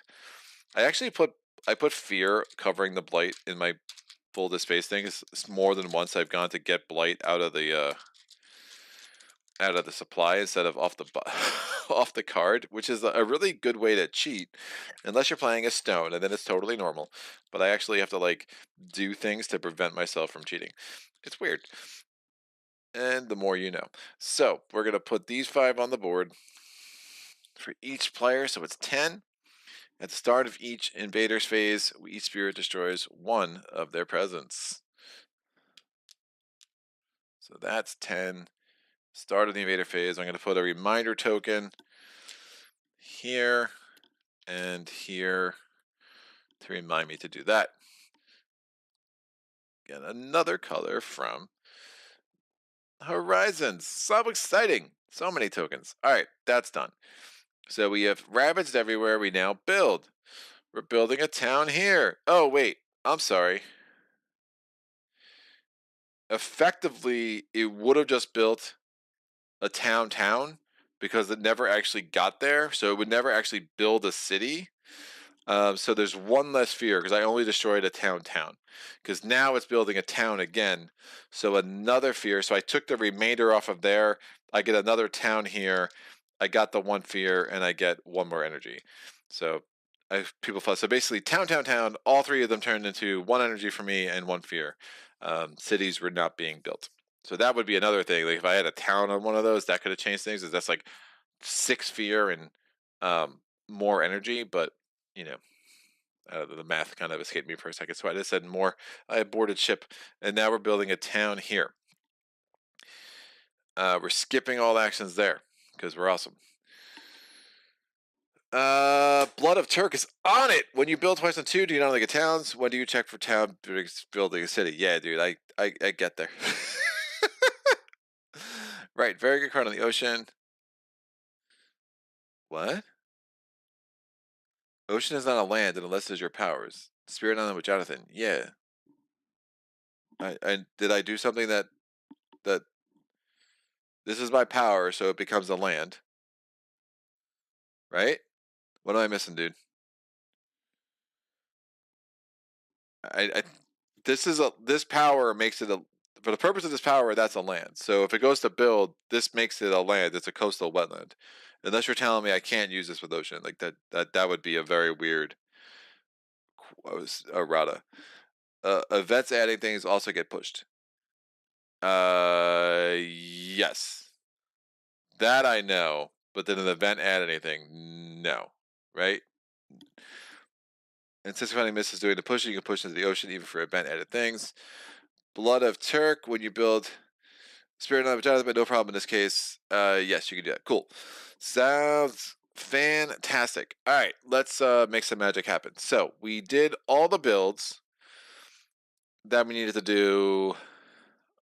Town died. They triple built there, which is super awesome, and nothing built there, and that is not adjacent to 2, for the record. Sands. Woo! All right, we're immediately building. We get a city now here. We get another town in 1 because that's super awesome. I need like a defense 7,000. If anyone's got one of those in their back pocket. I have no source of explorers to 7. The coast is always a source for 3.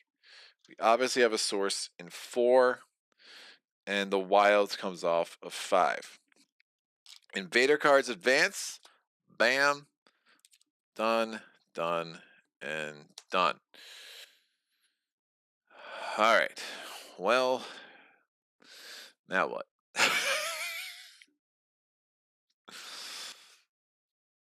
We're not going to have to worry about the double build and a high immigration, which makes me happy.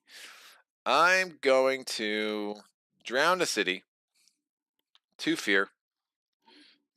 I'm going to turn this into an explorer and 1 energy. I'm going to turn these 3 energy into this 3 1 energies into 1 3 energy.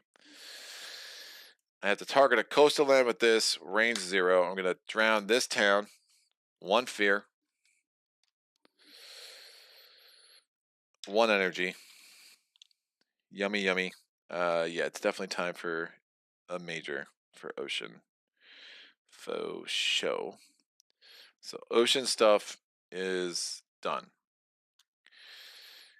Yeah, that was a really. I forgot I also had Swallow Land Dwellers. That was a really just a no-brainer switch. So like, no, we want to do mists there and that over there, which is pretty nuts.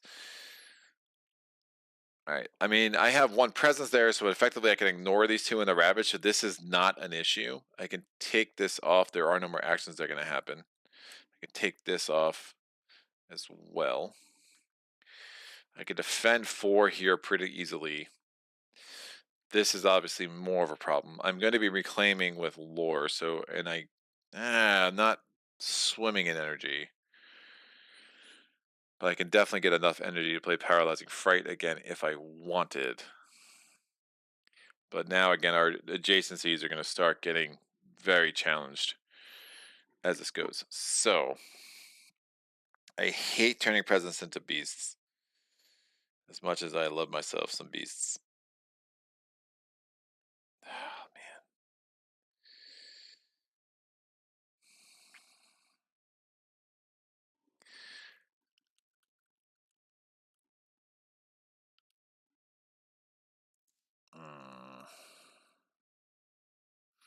But eventually I'm going to have to deal with these suckers. So, like, turning them into a beast is not great. I can turn a town into 2 explorers,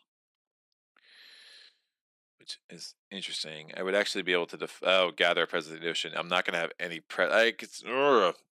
woof. I forgot I'm flowing out. So defending multiple lands. No, I could actually defend 4 there and there, which is pretty sick. I can destroy.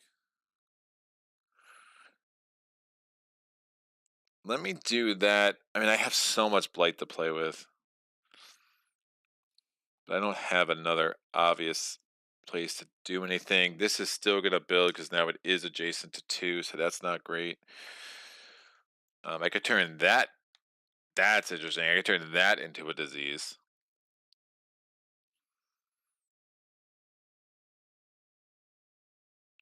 That's all. That's also going to get a building. Woof. Where are my isolate powers when you need them?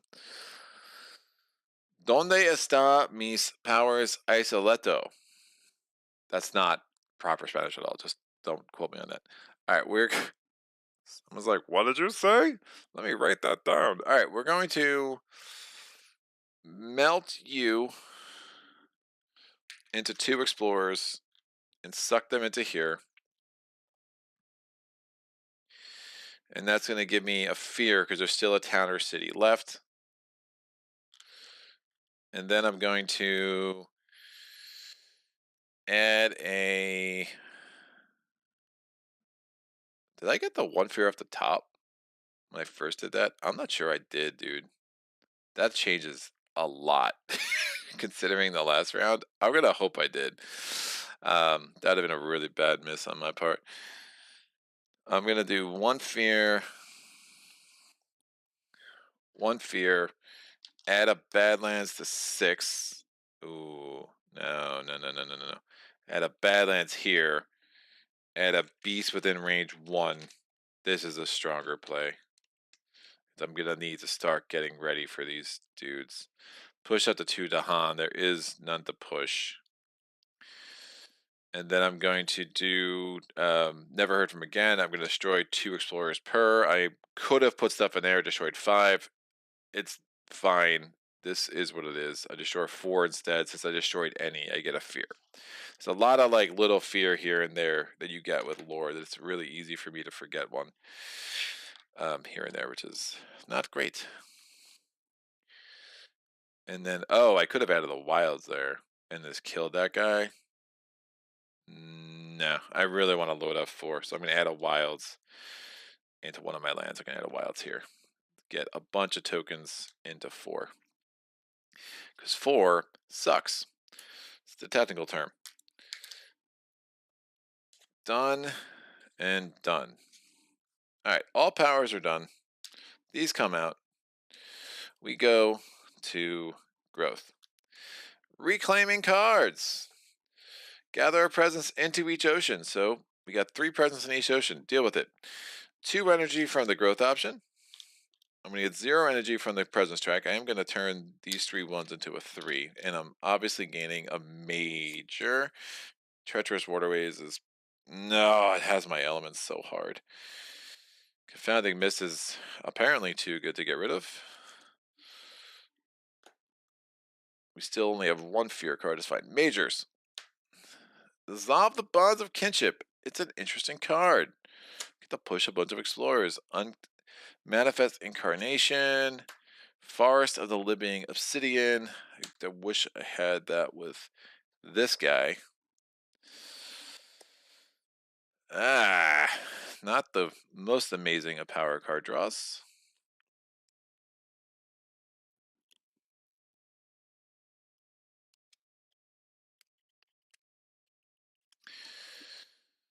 Manifest Incarnation is like so interesting, but it's gonna be really hard to pull off. But it's like a fear monster. Dissolve the Bonds of Kinship is also really strong. I'm just never getting the kicker, which is a problem.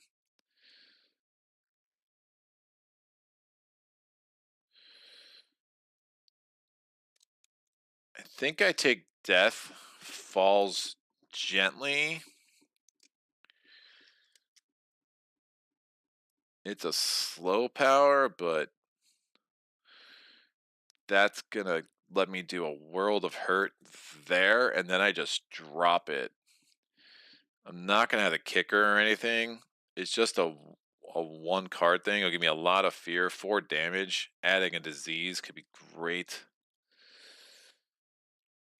Yeah, it's not the greatest draw. This would have been amazing for lore. So I'm gonna have to forget a power.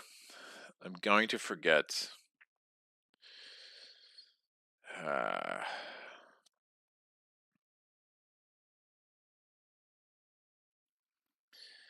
Call of the Deep is just not really doing much for me.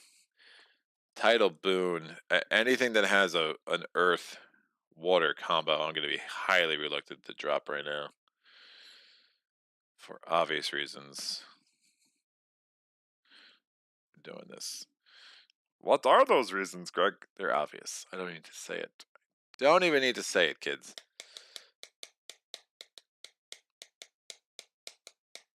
I think I let this blight.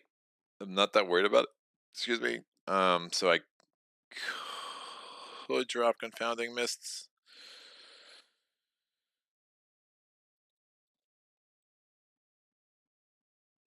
As much as it is my friend, but we might have a coastal land coming up, so that's probably a mistake. I'm gonna drop Call of the Deeps. It's just not gathering explorers just isn't all that helpful right now. I the only reason I'm keeping Treacherous Waterways is because it has the water earth combo and it's free, but they're both free. I think I'd rather give up the moon than the water earth combo for sure.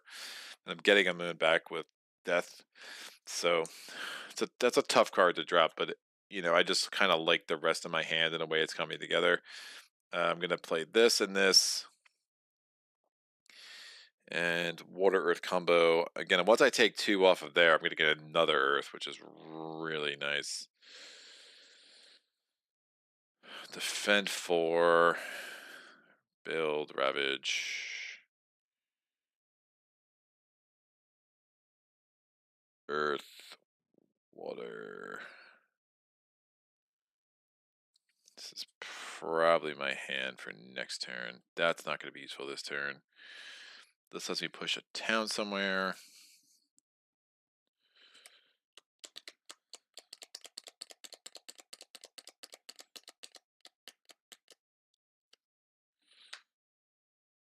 I dig all of that. Gives me some maximal flexibility, although treacherous waterways is just not going to be helpful this turn. I could add a wilds. Range 1. 3, 2.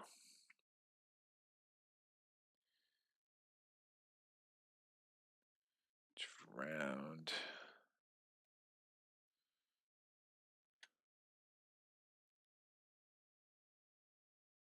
Keep accounting miss just because of its flexibility.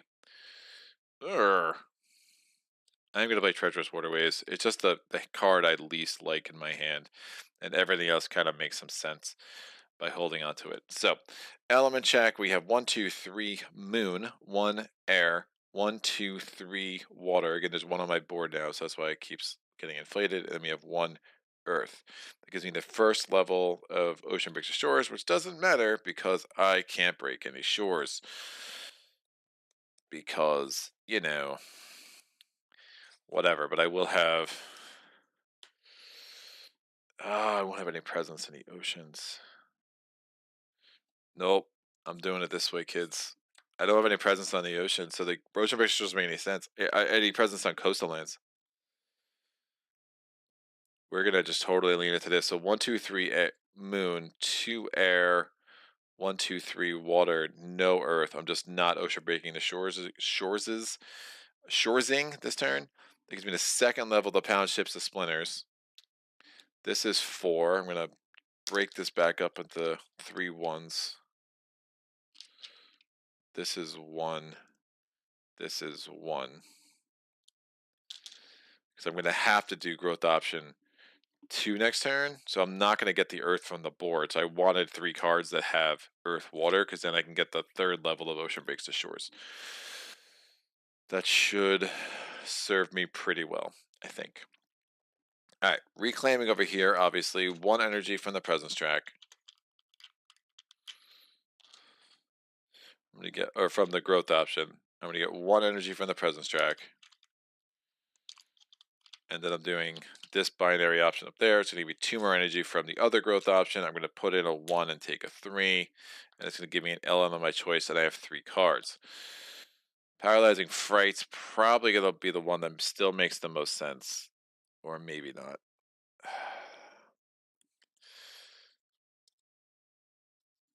Like, this is...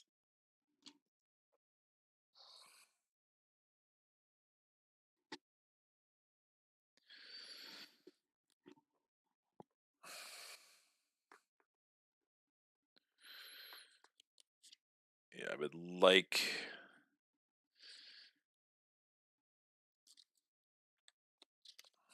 Maybe I don't do Paralyzing Fright. It gives me some options for next turn. I do these 3 cards again.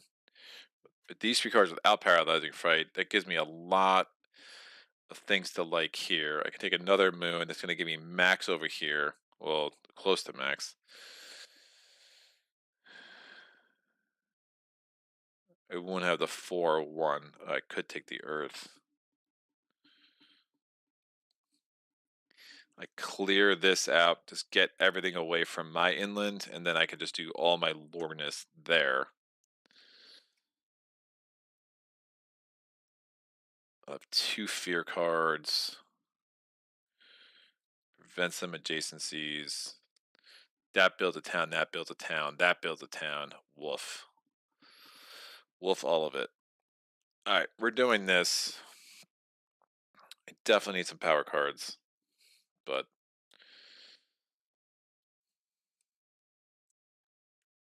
if I'm doing this, maybe I gain a power card.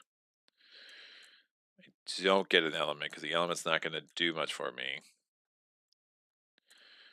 This does let me replace a city. I'm not sure how strong that is, though. Yeah, I'm going to have a cheap turn. And, like, if I can start spamming power cards so I can have 3 card plays next turn, that's probably better. So I'm gaining power cards and hope I get some elemental matching. And a little bit of damage would be nice, too. Carapace Land gives me a defend. If I have Earth, it gives me more defend. Again, ideally I get something that lets me trigger Paralyzing Frights, 8 Fear, which is going to be awesome. Ooh, Drift Down to the Slumber gives me the combo I want. Just turning into a wholly different kind of spirit, guys.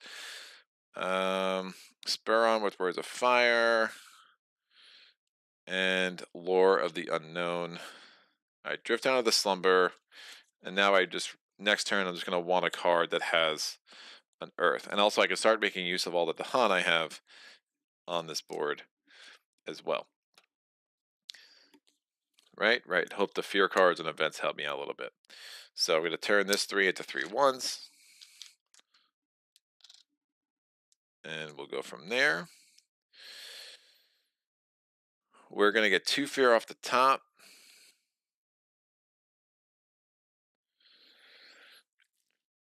Let's do an element check first. We have 1/2 moon, 1/2 fire, 1/2 air, 1/2 3 plant, and 1/2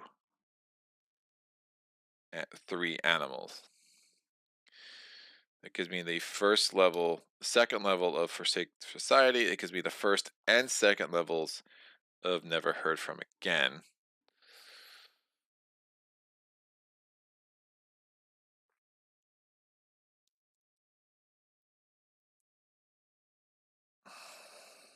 I think I let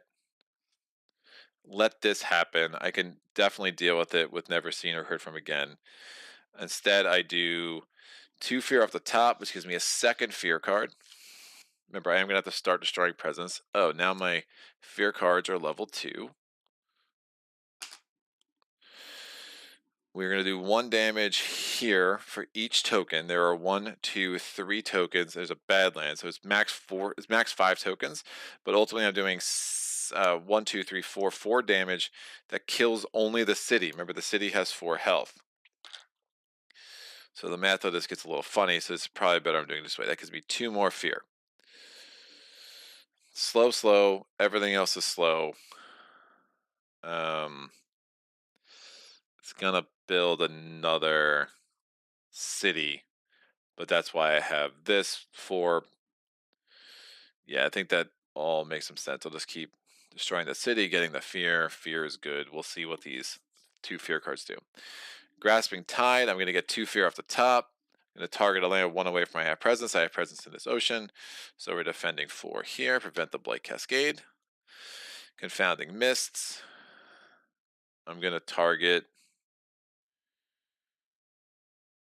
I don't mind a Blight there. I do mind Blight Cascades. I'm going to actually put this in effect here. Once I add a city here, it will be pushed. Again, especially with these extra builds, it's going to start getting really precarious. And then I'm going to get 2 fear because of Pound Tips of Splinters. I'm still haven't triggered the ultimate innate there, but again, fear generation has not been a problem. Woo! Ocean is one of my faves, says Mike James. Yeah, nice range on it too. It equals Death Falls. Yeah. Spirit Animal Jonathan. Ocean plus Confounding plus England is very nice. Yeah, that's really sick. I've never seen that combo. It's one of these, like this and Maze Knight. That's the only 2 games I feel like I can play 300 times, and I I just see a card in a new way, and I'm like, what? That's bananas. That's so bananas. All right. Sorry, bananas are stuck in my head. I mean, not literally. That'd be weird. I'd probably need to go see a doctor. But I digress. Let's move on. We're going to do the Blighted Island effect. So that does happen. I have to destroy a presence from all my dudes. I'm going to destroy a presence from Ocean. And we're going to destroy a presence from... I'm going to destroy... I don't need a Sacred Site now. I will need in the future. So we're just trying that. We get our 2, I should be putting on this on the event deck. I don't know why I'm putting it over there. Here we go. Ooh, thank you for the super chat, King Jobo, heading out. Thanks for the Spirit Island content. Always, babe. Babe, I don't know why I called you babe. It's a Friday, man. I'm like, I hope you liked it, babe. Lance Hollow of Promise. My wife just texted me about a poker tournament she's in. Like, on each board, add a blight to a land without blight. Seriously, prevent this on any all boards by destroying 2 presents from each board to be protected. That's just not a thing. I'm sorry, add a blight to a land without presents. Yeah, dude, that's not a thing. So, I have 10 blight to play with. I am definitely not destroying more presents, especially since I'm gonna have to destroy presents every turn. So I put a blight there, and it's a little tougher on this board. I mean, this is about to build the town. But I can suck that town away pretty hard. So like we'll put that there. I just think that's gonna make the most sense. Push up to 2 explorers or 1 town from a land with beasts. Again, this is the kind of thing I cannot push this into the ocean because it is an event action. But I would very much like to get this to not build. That just seems like a better way for existence. And 2 explorers or 1 town.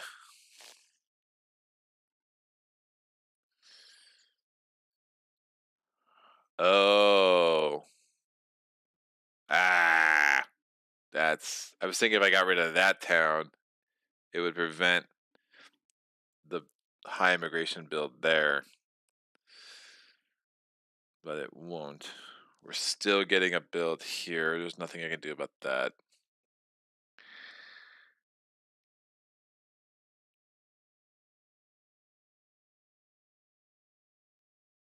I'm going to push this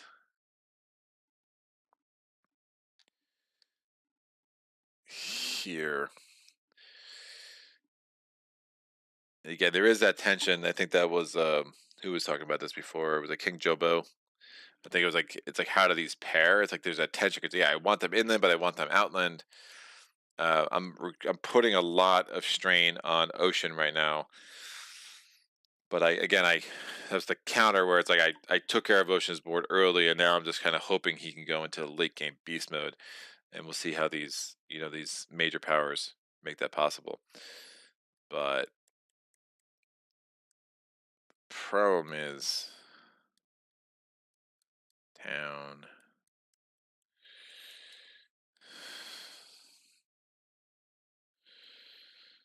I can defend a lot of things. Definitely don't want. I don't necessarily want a city to form there. So I think that all makes sense. Rally to the defense of distant kin. Gather 1 Dahan into a land with Dahan. So it has to have Dahan in that land. Defend 1 per Dahan. That's absolutely not going to help me anywhere. It's absolutely not going to help me anywhere. All right, we're going to gather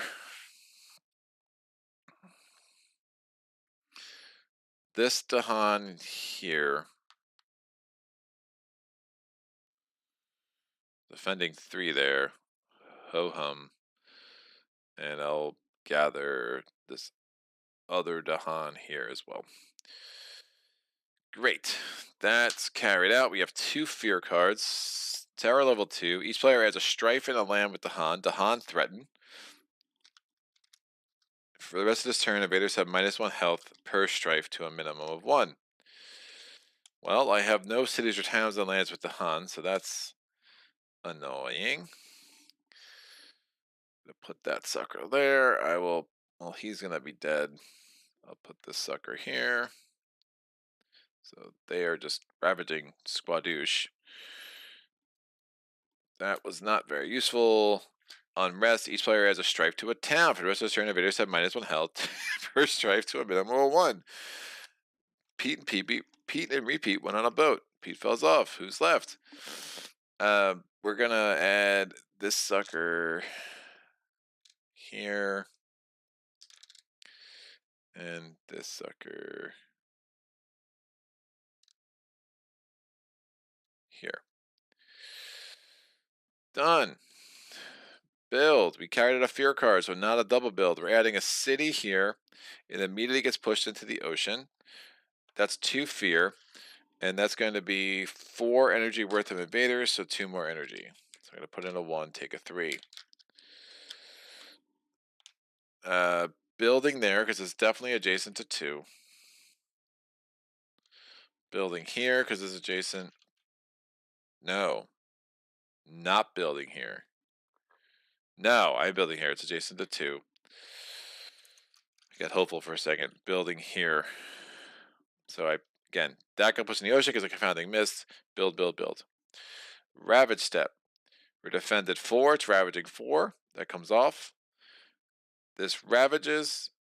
Destroyed. And here we get a blight.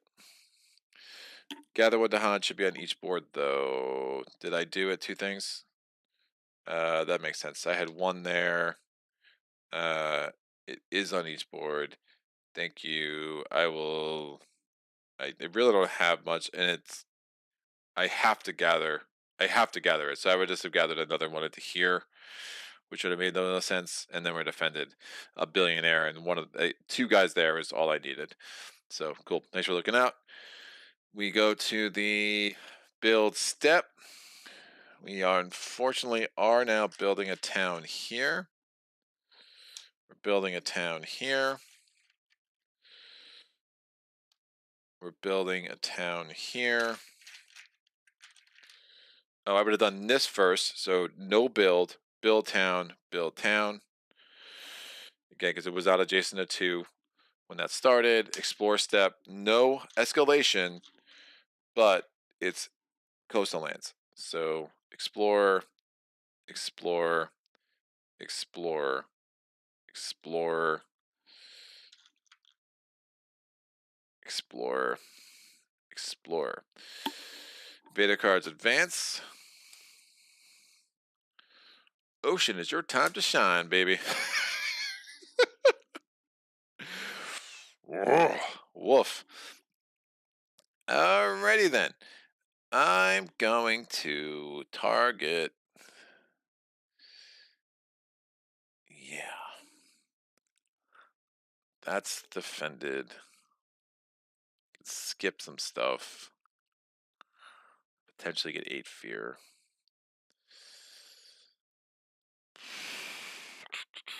Definitely don't have that. 1, 2, 3, 4, 5.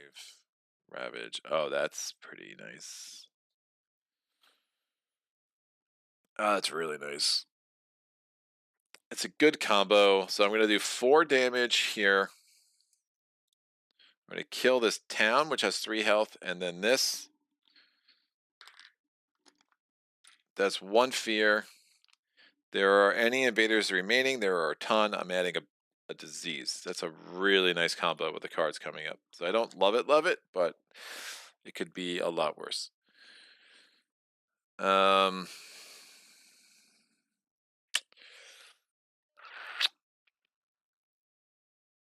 mean, worst case scenario, that blights and that dude dies and I lose a presence, so I'm not that afraid about it. I have to lose a presence anyway, so I could just take that away with the blight of the island effect. I mean, obviously I gotta stop being I can't be super willy-nilly with this blight, because there's a lot of it. This I could defend 4, and then I could skip an action somewhere. So the question is, do I start to... Probably doing a sacred site there, skipping all actions there, right? So maybe I don't need to deal with one of those towns, but I do need to start wiping out some of these explorers. That would be good. All right, I'm going to do this, turning this into 2 explorers.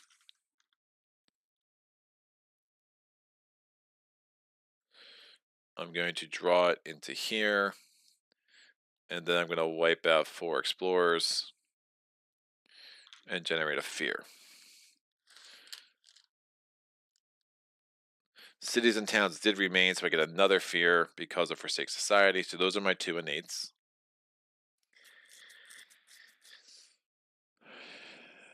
Definitely don't want to replace presence. I'm going to be losing enough presence as it is.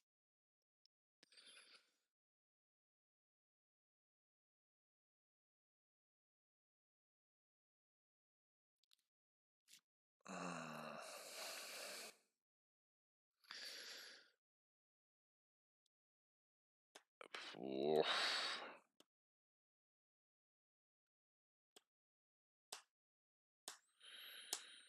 Yeah, my board's really weird. Like Lore's board is just like it's so good and so weird at the same time. I'm gonna add a Badlands here.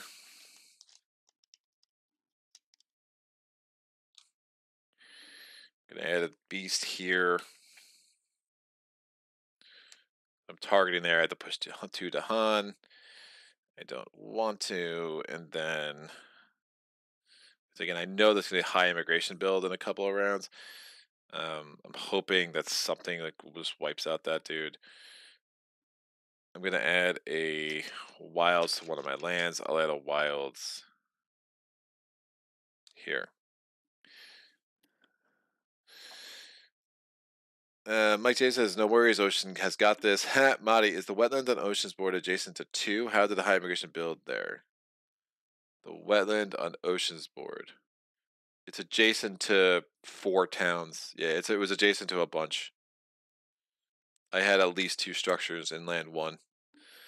You might be a little behind, Madi. Last 3 cards are Mountains, Sands, Coastal.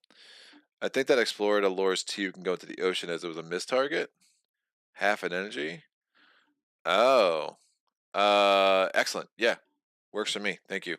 Good call. Blood of Turk, man. You are like, can you watch all my playthroughs, man? I really appreciate it. It's great. Like no joke. It's super helpful. All right, this all goes away. There's definitely something like when I'm playing it myself, I like to think I make less mistakes. There's something about when you're streaming and there's a lot more like you're considering. But who knows, man? It is what it is. If you're not cheating, you're not doing it right.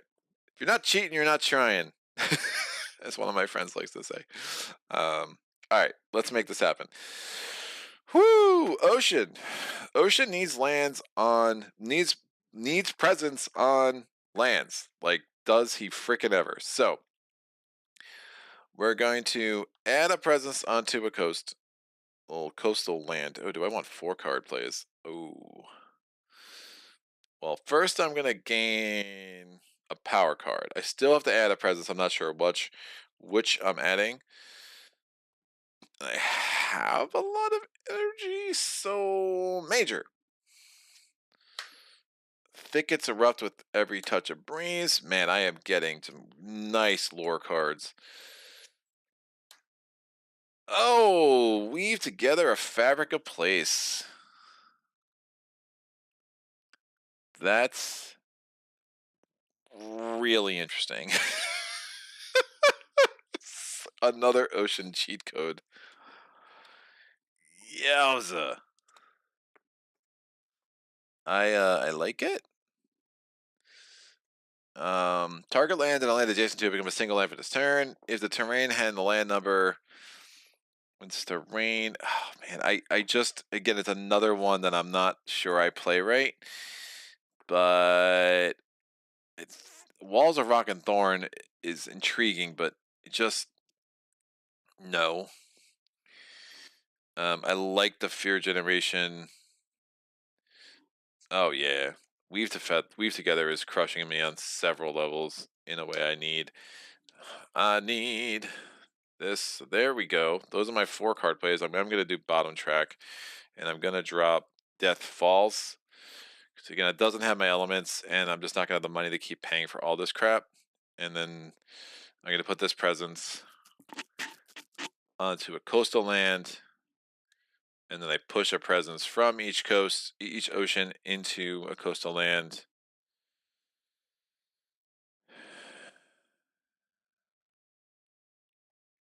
This was from last turn. All right. I get 0 energy. That's 4. I'm going to break this up into 3 ones.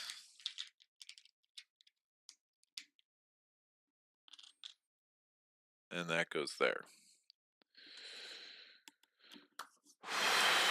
All right, I need to really remember how this works, but I think we'll get there. Oh, do I only have one? I only have 1 air. Oh, that sucks. So I have 3 moon, 1 air. I wasn't trying to get the kicker. I was more worried about getting the 2 extra fear, but I'm only going to get the 1. 4, 5 water. Can I choose one of those waters as an air? That'd be nice. That'd be a cool card. Choose one element you have and turn it into another element. That'd be a really cool card. 4 mountain. So total overkill. So I have all levels of this. I have the second level to pound ships. It has the terrain and land number of both types. When this effect expires, divide pieces as you wish. All of them are considered moved.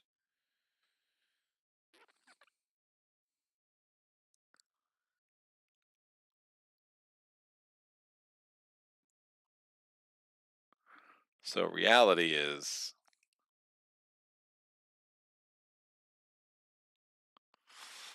I didn't need to move a presence from there, but probably will anyway.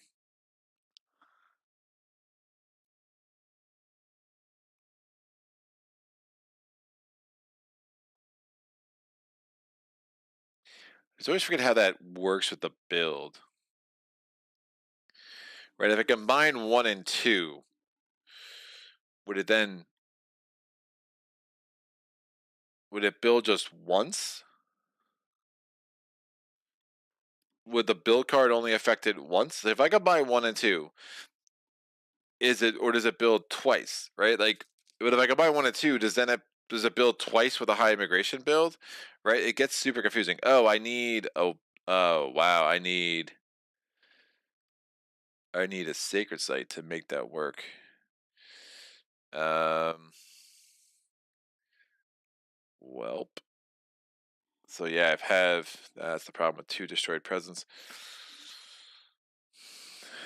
I added the presence. I'd have to push this here to make sure I have a sacred site on both boards. I'm not worried about 3. 3 is actually perfect. Combine. If I had the 4 air, I could isolate, which obviously I don't.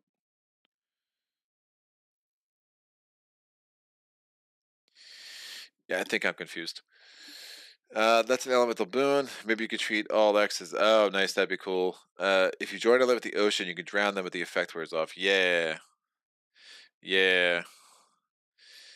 Yeah, it's really sick. It's really sick.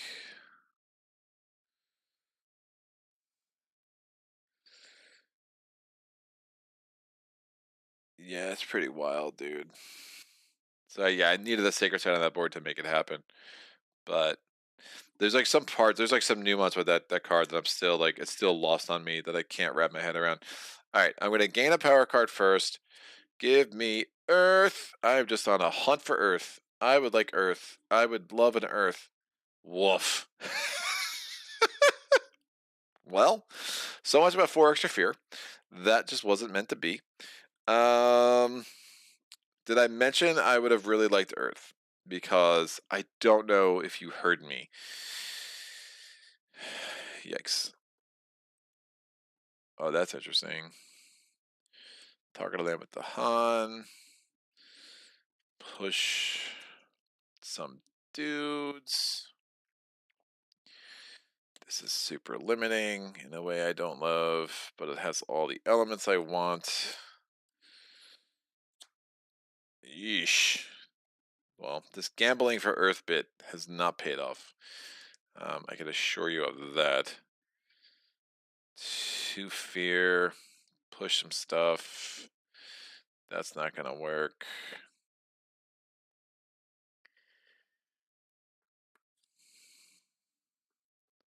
Push. That guy there is not going to work. He ravages. I could push him into the ocean. Yeah, this is not going well. It's a really bad draw. For each Dahan, 1 damage to cities or towns. Not sure that's going to be all that helpful. Although I can wipe out this town with it. It also has the range that's super helpful. Another plant, though, would let me do this. I'm not even going to have the 2 moon. Yeah.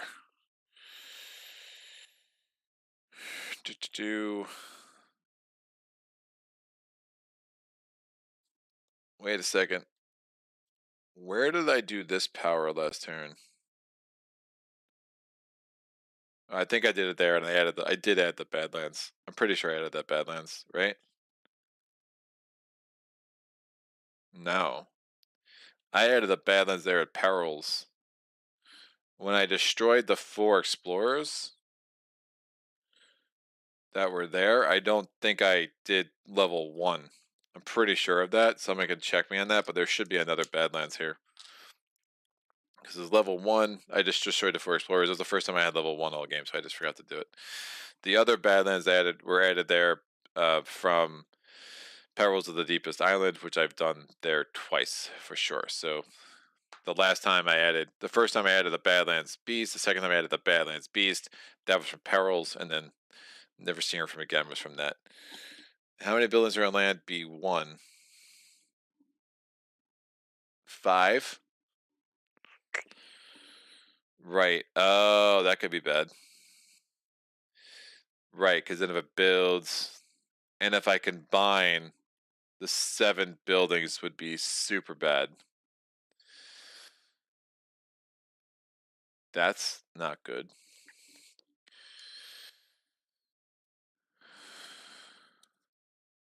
I could skip actions there, maybe.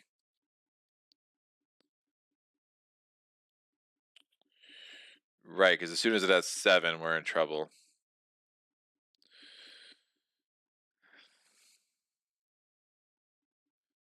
I mean, we should have some fear cards to kind of help along with that.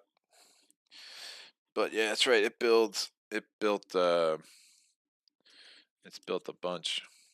Yeah, I didn't even think about that. Woof. Yes, these cards are not great. So I pretty much have to combine that with the ocean.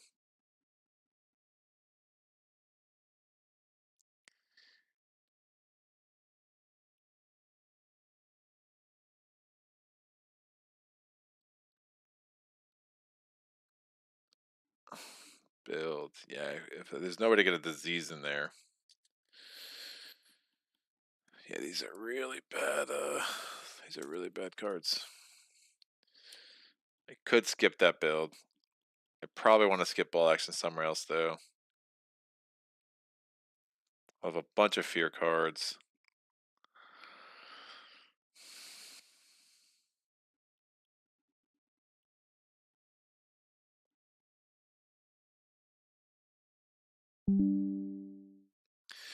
Lost connection for a second there, but we're back. And we're back. Yeah, there are a bunch. I mean, this is just hasn't been great card draws for lore, which is making this a lot more complicated than I want it. Probably have to do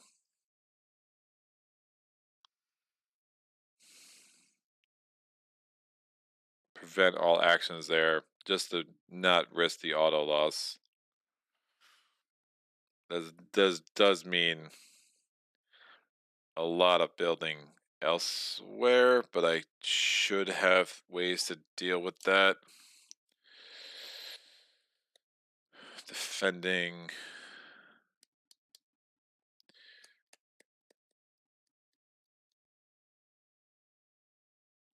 Four in different places.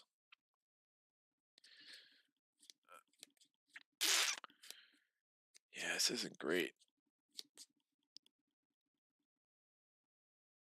These elements are just bad. Alright, I will target land 0. Woof.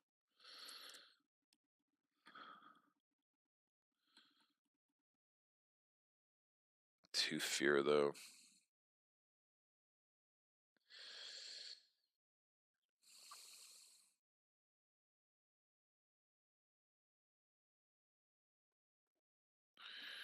That's gonna build anyway.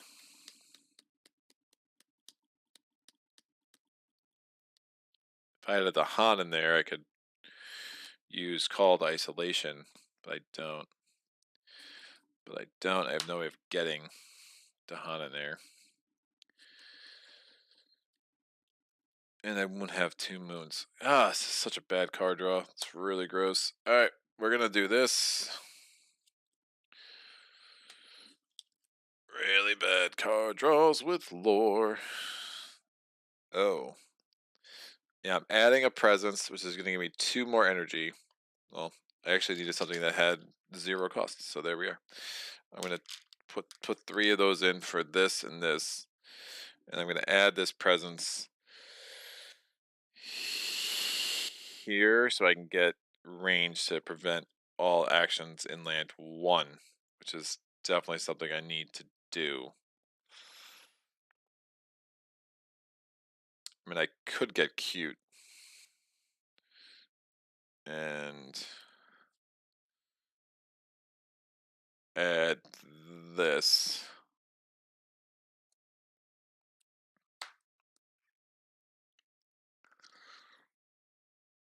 Prevents a blight. Yeah, why not? We'll do that. So we are going to generate 4 fear off the top. 1, 2, 3, 4. I'm going to skip all actions. Again, I'm 1 earth away from 4 more fear. So tried to lean into that. It did not work out. I'm going to do weave together a fabric of place. I'm combining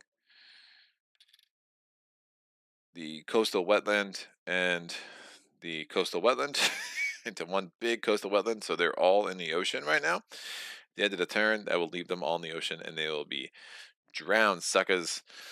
Because that's what happens. Element check for me over here, by the way, is for lore. I feel like the embodiment of lore. So 0 moon,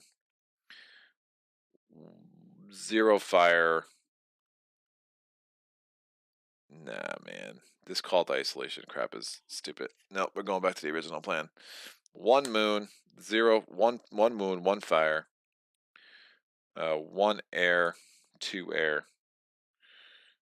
And 2 earth. I do care about earth, so I'll put this out. I care about the earth, kids, in case you were wondering. I'm like Captain Planet over here. So 2 earth. I needed 3 to get the extra fear.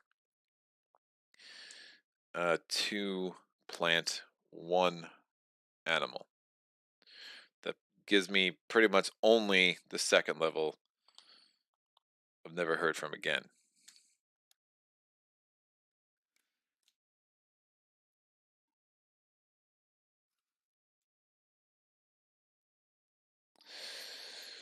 Alright, fast powers. I'm defending 4 in here. Just in case. Alright. We are going to push an explorer from a mountain or a wetland. I'm going to push an explorer from this mountain. I can turn those into 1 energy because I had 1 on my board already. I'm going to turn this into a 3 because I just like being able to see quicker what's going on. I've combined those 2 already. I'm going to generate 2 fear off the top. So 3 away from a fear card. Again, we need to get the terror level 3 ASAP. Already have a presence there. Slow, slow, slow, slow, and slow. Alright, we both have to lose 1 presence. This is starting to get old quick. Yikes. So we'll do it from here. And from here seems pretty safe. So ding and ding. We get our event.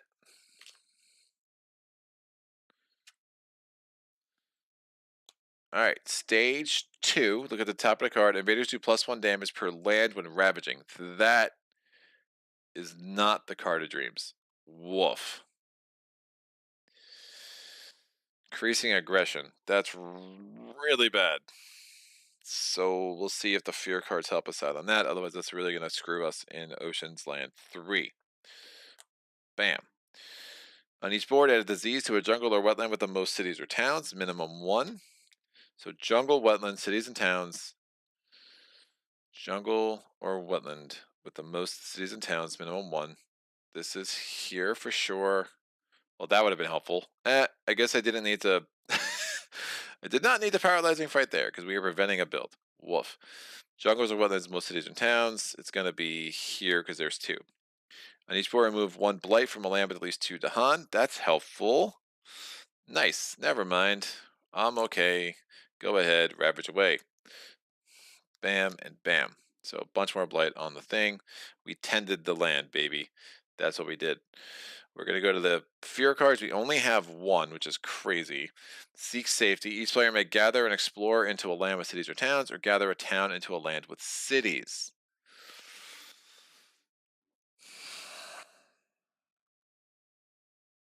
I'm preventing all actions here, so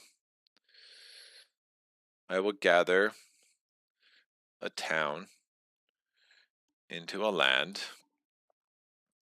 with cities. Let's get rid of this town. I don't like it. It's ugly. It needs to move. Go away.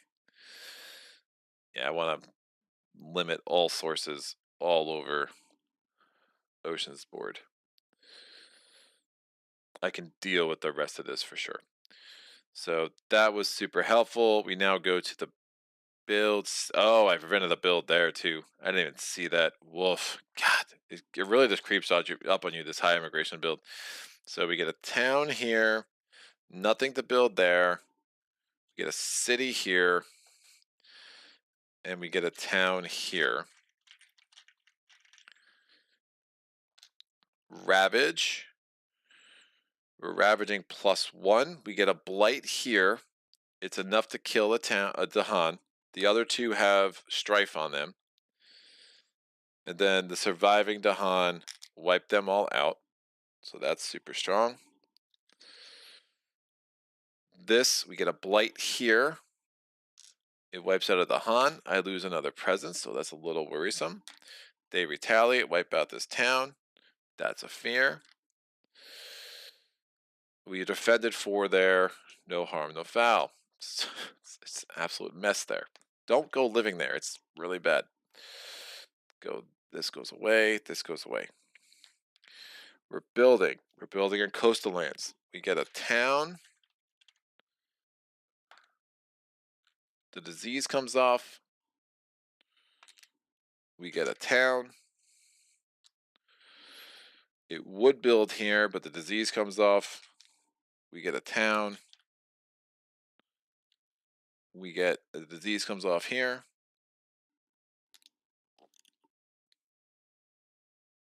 Oh, I can't push it in there. Oh, no, I'm skipping all actions. No, I skipped the action there so the disease can stay. Right. Because it's paralyzed, kids. All right, we skip the explore there because we skip all invader actions. But immediately we have to build. We would go to build there. We skip that action, so that's fine. We have to build in this mountain over here, though. So that's the escalation. It's on each board, as I've been reminded. We skip the explore there. We do have a source there. We get an explorer here, and we get an explorer here. Mist is not in place, so that explorer actually stays this time. Cards advance. We go to slow powers.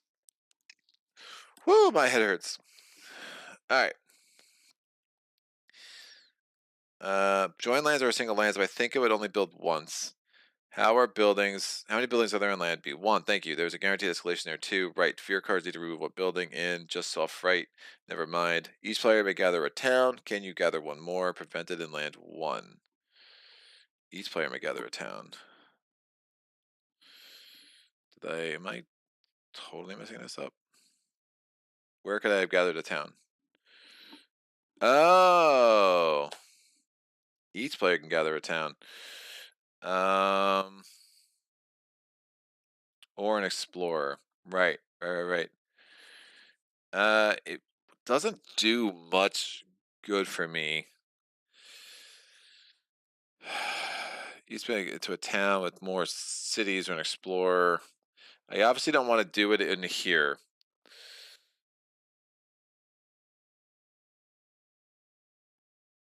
I don't want to get more into the coast. Explorers have to go where there are towns, so that's a problem. I don't know if it helps me too much because I'm very worried about next turn. But yeah, I did forget to gather another town. I would not have wanted to do much more here. I mean, I guess that was the last fear card. I mean, what I could have done is gather. There was a town there, right? No, there were no towns there. No, there was a town there. There wasn't a town there. Yeah, there was just three explorers. So I couldn't have done that. Yeah, I don't think there was a great place for it. This is gonna build no matter what because there were two there. There were three adjacent to it. So yeah, I definitely could have done something else. I don't think I had a better place for it, unfortunately. So that's crazy. But yeah, nice catch for sure. We're gonna go to the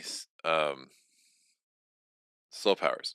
So ocean breaks the shores. We're drowning these two dudes because of that.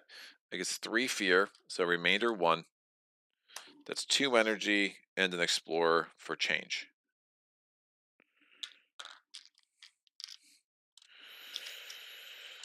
All right, done. Swallow the land dwellers. We're gonna swallow this and this. They are drowned. That's one fear for destroying the town, and this can go away, and that's two more energy for me.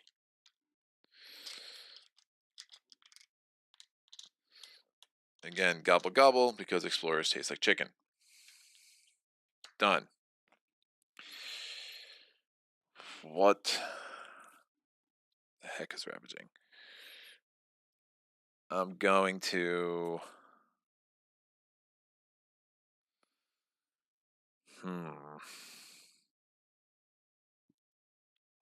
Give two energy to lore because lore is super energy poor.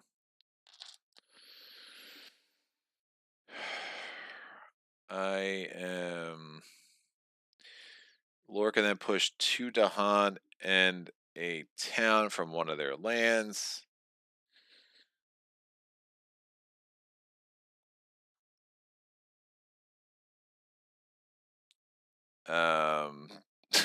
I don't have a presence in 5 yet. This is bananas. Building a city there isn't crazy. I have no explorers in any of my lands. Woof.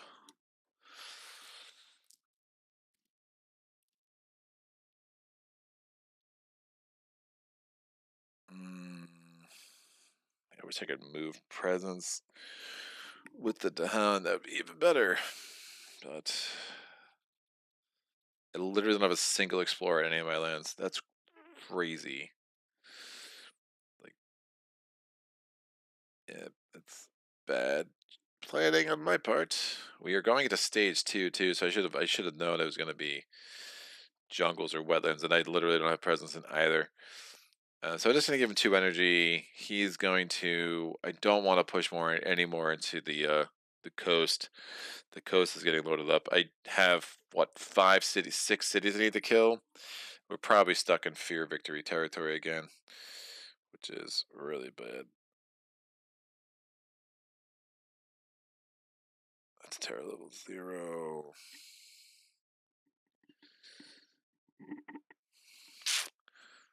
Yeah, it's not great. Not great. All right, I'm going to target. So I'm just going to take the 2 energy. I'm not pushing anything anywhere. There's no good reason to do it.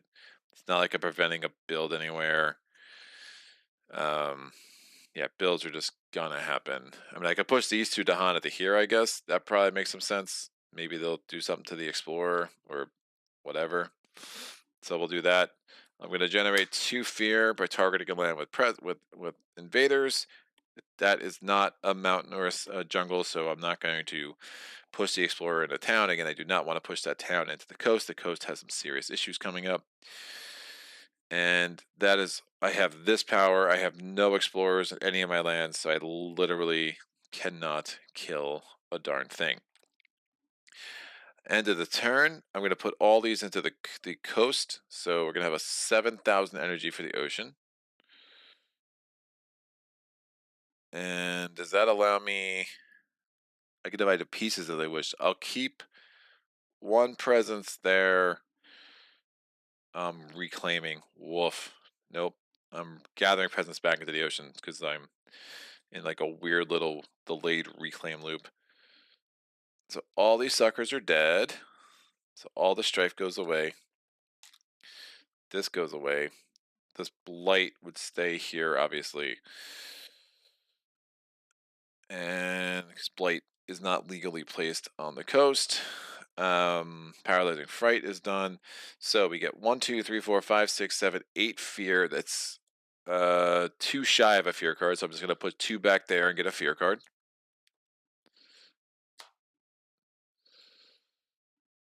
And I feel like I'm back to chasing fear. Oh, ocean. And then this is a ton of energy. So it's 8, 14, 15, 16 health worth of things. So that's 8 energy. So I'm going to put in the 1 and take 3 threes.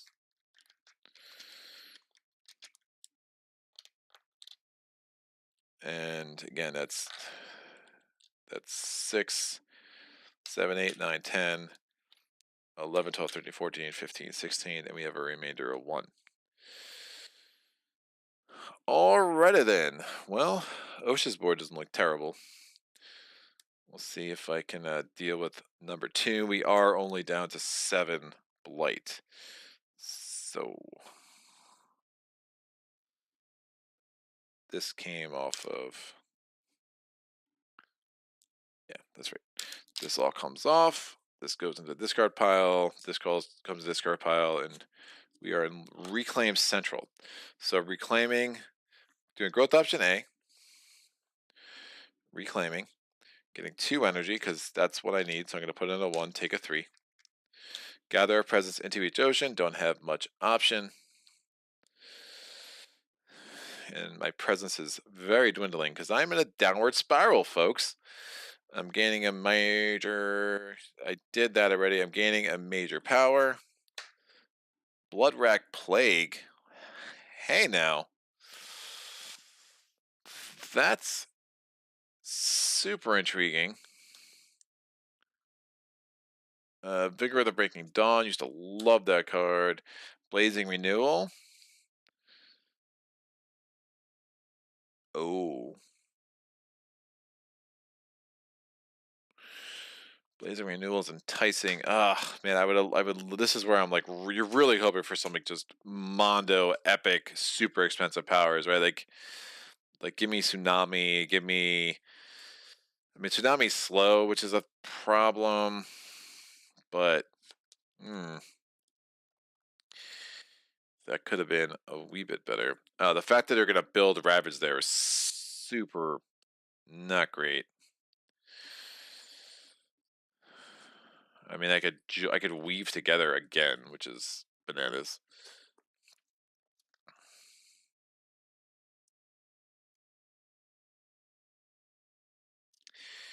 Yeah, I'm not getting the 3/2 for Vigor, otherwise that would be enticing. Can I get the... I can't get the 3 fire to do the 4 damage right off the bat, because that'd be kind of a no-brainer. Unrelenting Growth is probably not the answer this late in the game. Bloodwrack Plague is super interesting. Of course, I will not be able to use it there, which is really where I want to add the disease.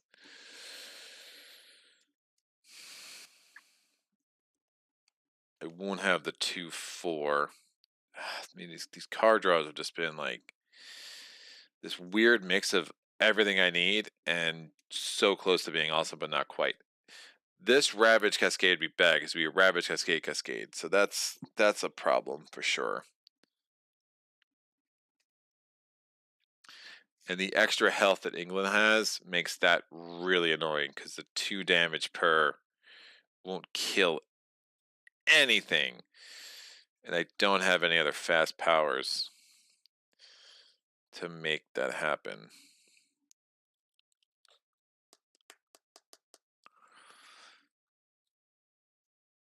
I mean, Bloodwrack Plague is probably the winner. because I can combo some defend powers. I mean, I ultimately need to defend 8 here. I need to defend 7 here. I need to defend 3 there.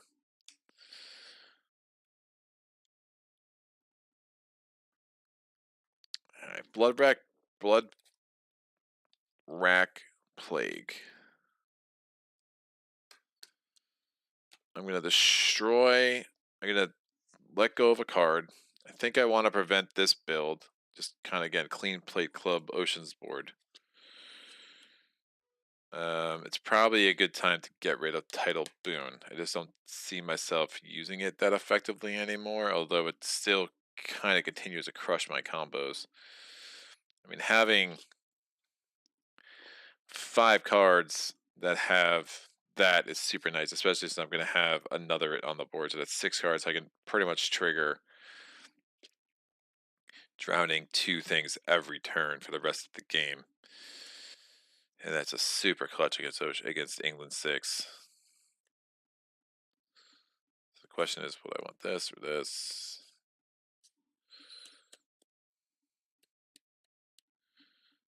Confounding Mists will have limited utility this turn. Defend 4. No. I mean, that's a lot of defend. Do I just go defend happy? Defend happy and weave. Drop one of these. Let that thing build. I don't really care that much. I don't have a lot of presence on... Oh, crap. I have no presence on the shore again. Woof. So Ocean Breaks Ashore actually doesn't really matter. Stupid. Well, that's fun.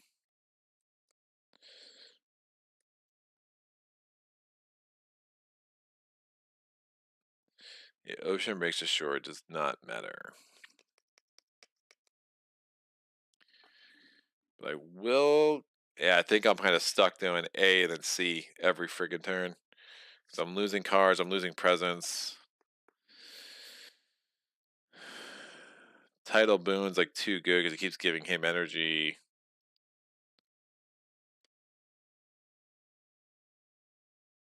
Alright, I'm going to get rid of Treacherous Waterways. It had to be done. Alright, let's make this happen. Not even close to elemental thresholds. We are going to get... This costs 4. This costs 4. Changing up to 3.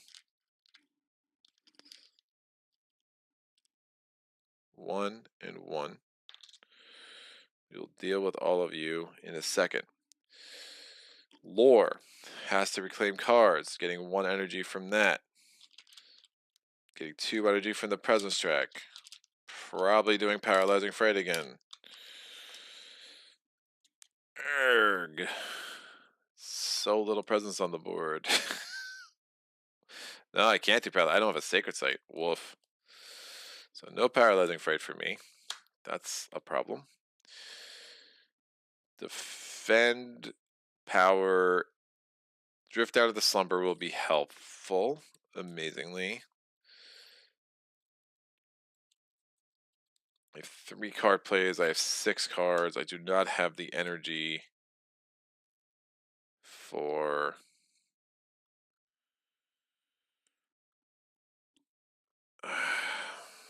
a major, I don't think. Try to set myself up one for a major for next turn. Then I can drop a card. I get 3 card plays the next 2 turns. So I'll do growth option. I'll do that option on the second choice I have. So I'm going to get an element. We'll see what I want. Definitely play Drift Out of the Slumber. Are you useful? Not exactly.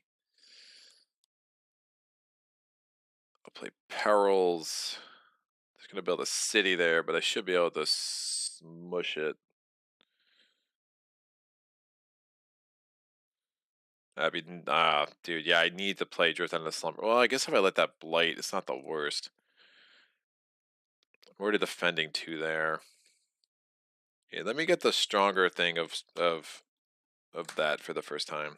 Oh, I'm missing an air. Woof. Do not have any moon air combos. Yeah, I was chasing the paralyzing fright thing too hard. I just had that one moon air combo. Well, that sucks. Oh, I can get one from there. Oh, that opens up some doors. A plant would be friggin' nice for that 2 damage, but again, I'm not having a lot of dudes where I am anyway. They're all on the coast right now. So yeah. And I had to, I just got 4 more. No, 5 more, so that makes sense. That's the math. That math works. And I'm gonna get 1, 2, 3 moon. I'm gonna get 1, 2 air, because I'm gonna turn this into an air. That's the element of choice there. 1, 2 fire. No earth this time. 1, 2, 3 plant, and 1, 2 animal. It gives me the first 2 levels of Never Heard From Again. It gives me the first 3 levels of Forsake Society, The Chase After Dreams. All my stuff is slow. No, that's a non-starter. Nope, I'm doing Drift Out of the Slumber, which gives me the air, and I'm gonna make this extra element I get a moon, and that does that. I yeah, let me get the defend 4. Let me get the defend 4. I think that's smarter. And I will. What's overkill here? Earth, I'll hold on to just in case.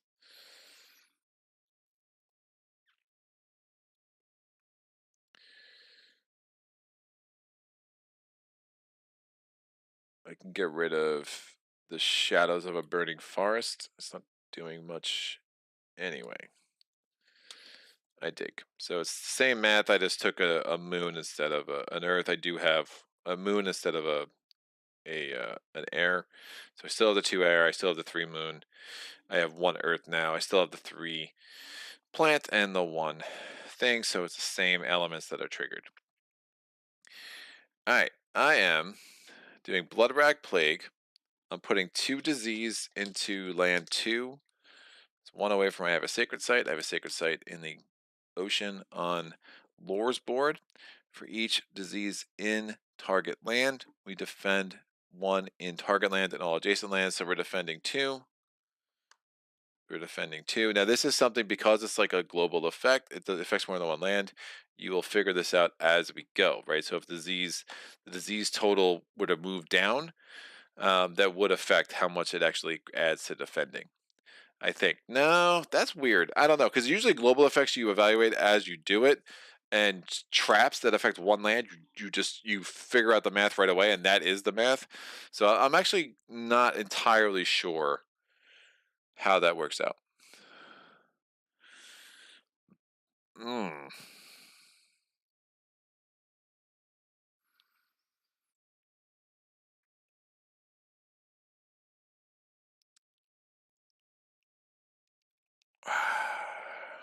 I'm gonna join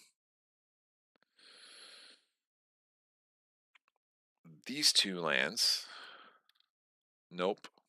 Well, it's not. The disease is gonna not build there. Yeah, those 2 lands. I'm going to Confounding Mists. Well, nothing's going to be added there because of the disease. Woof. I'm going to Confounding Mist this way. Oh, do I want to defend? 2. It's Ravaging 7. This is Ravaging 8.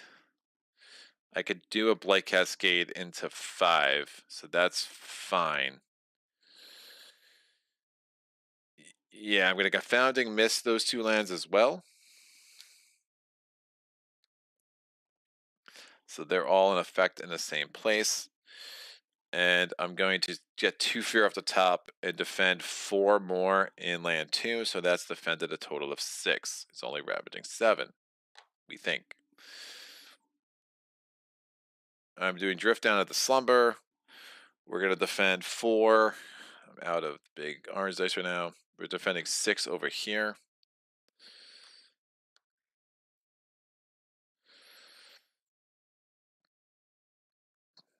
because it'd be dumb to take a blight there. It's not the most amazing thing ever, but it will have to do. I mean, the other option is I let a blight go there. I don't Confounding Mists, but that just seems like a no-brainer because we are going to Ravage.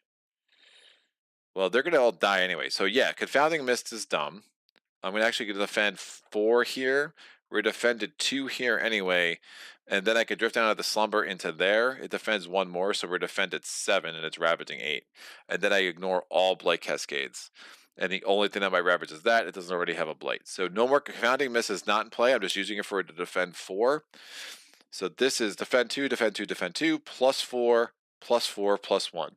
So it's 7, 6, and 2, which almost puts me in perfect placement, except that's a huge problem. That's going to blight Cascade. That's going to blight Cascade. I don't have much of an answer for that. And I don't think it makes sense to do anything else there. I think that's just going to be what it has to be. I have the place to put the blight at the 7, especially if 3 gets taken care of, or I could put the blight into 6 just as easily, and I think that'll be fine. We have a fair amount of blight to play with. All right, we have to lose. So this is done. We have to lose a presence everywhere. So I'm going to lose this presence and man, an extra amount to the Ravage would be really bad. I'm going to lose this presence and this presence. Let me check the chat. Ocean with the epic backhand. Yelp. Woo! All right. Event. Don't kill me now, please. Tower level 2. I would like to be a tower level 3. For every 2 fear cards currently in the earned fear discard pile, invaders do +1 damage in land when ravaging. Oh, that is horrible.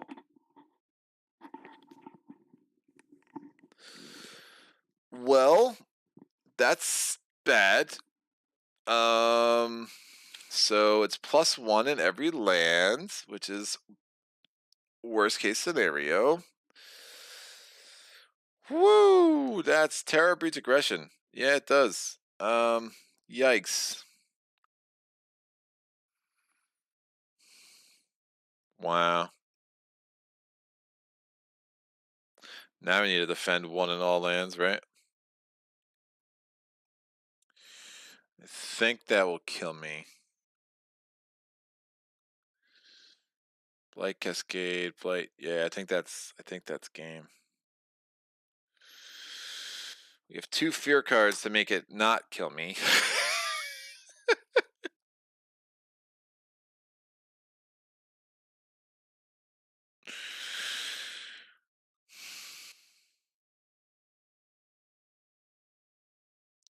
Wow, that's two events in a row that increased damage per land. Okay. Well, fun. And by fun, I mean woof. So, I can add a beast to a land adjacent to beast on every board. I will definitely add it here. And I will add it here. Then destroy 1 Dahan in a land with beast on each board. So this goes here. And I will destroy this one here. Coordinated defense forever to where I have presence and Dahan defend 5. That is exactly nowhere.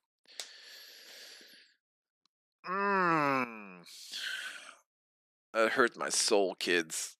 It really isn't good. All right, I just need. If I could save it in one of the. There's about 4 lands that are about to add blight. If I could save it in 1 or 2, I might be able to make this work, but it's gonna be some mething. Who said there'd be meth? Done. Oh, and that's gonna build. Oh, it's gonna be another land. Oh, that's terrible. I need ice. So there's 5 lands that might do me some dirty. Oh, that's amazing. Community disarray. Each city or town does -1 damage during ravage, and haters do not heal damage at the end of this turn. Oh, that's just a beautiful, beautiful card. Yeah, that is super awesome. That's like the best card I could have pulled for sure. That's great. Community disarray, nerfs fray. Each player may add 2 strife in a single land, not matching a ravage card. I'll add 2 strife here, and I'll add 2 strife here. So again, the thing about the codes, I mean, lore can ignore explorers, but it only works in lands where lore is. So we do the high immigration build, no build there, town here, city here, and again, no build there. You determine what is affected at the beginning of the step, and this was not a build. It's not adjacent to 2. This is only ravaging 1, thanks to communities being in disarray. Oh, but it's +1. Shoot, but it's +1. So it does a blight, cascade. This Dahan retaliates and kills. Nope, it does not kill him, but he does not heal. -1 damage, but he would have done 3 damage back to 2 injured, but he still has 1 health because of England. He will not heal at the end of the turn. This is also going to be fairly easy. I'm gonna die. I might have 1 blight left. They're ravaging 3, 4, 5, 6, 7, 8. +1 is 9. -3 is 6. So blight. That's bad, dude. Cascade. This destroys this presence. Ocean is struggling. Cascade.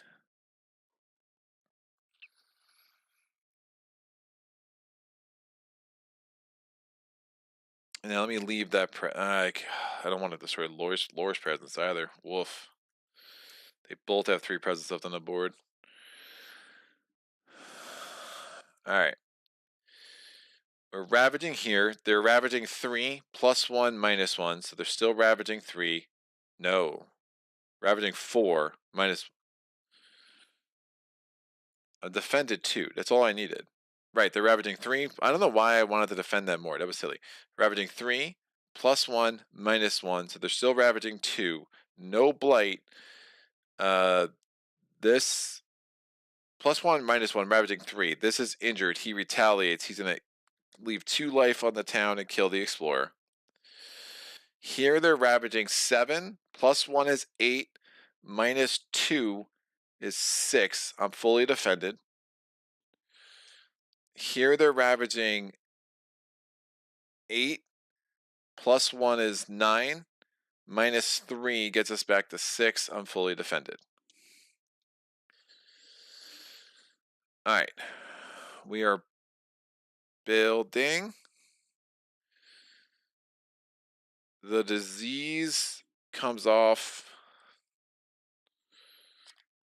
We're building in wetlands. We get a town up here, because of course we do. The disease comes off here.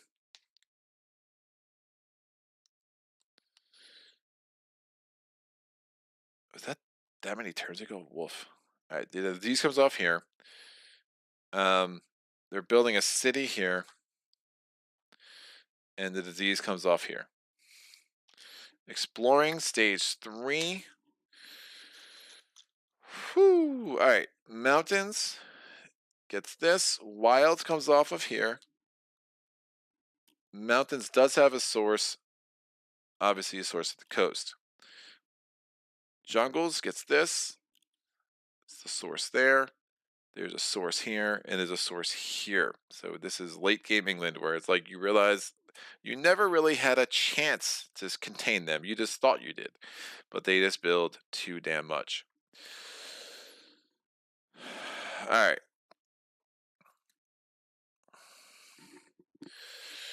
I'm going to turn this city into 3 explorers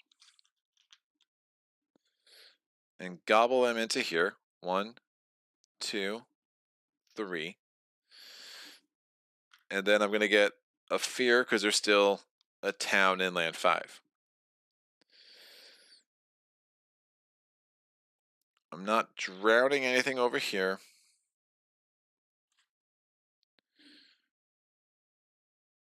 Did I do his elements? I don't think I took the 2 fear from this.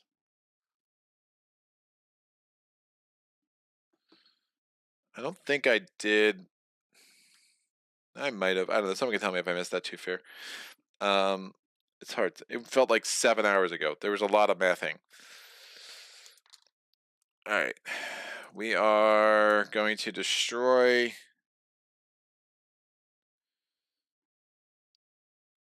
I keep adding Badlands there, and it's just not doing a lot.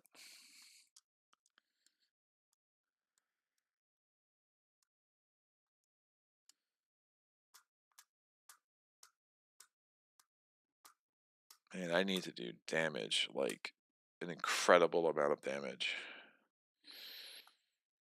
It's just not coming together. Remember, nothing heals at the end of this turn. I can destroy a whole bunch of things there.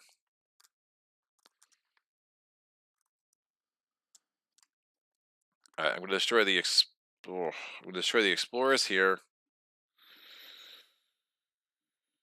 That's a fear, because I destroyed any explorers using Never Heard From Again. I also would have had to add another Badlands there, which just seems super excessive. But, you know, this is how this goes.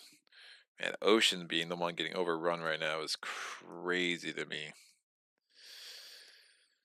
I'm going to add a Badlands here and a Beast within range 1. And I can push up to 2 Dahan. I will not. I will. I will not. There's a strife there. Seems good. And then I can add a wild somewhere. I'll add it here. And then I will add. That's fine. All right. This goes away. These come out. We're so many fear away. It's just super bad. And we just keep getting killed on presence. And I have to keep doing growth option 2 because I have to keep getting presence back on the board. All right. I am adding a presence back on the board. Sacred site. And then this gets pushed out. Oh, at the end of this all goes away and gets drowned. It drowned. Nothing heals. Remember that. So 5 fear, 2 cities and a town. So remainder 1. Fear cards. Still not a terror level 3. That's 3, 6, 8, 9, 10 health worth of invaders. So that's 5 more energy.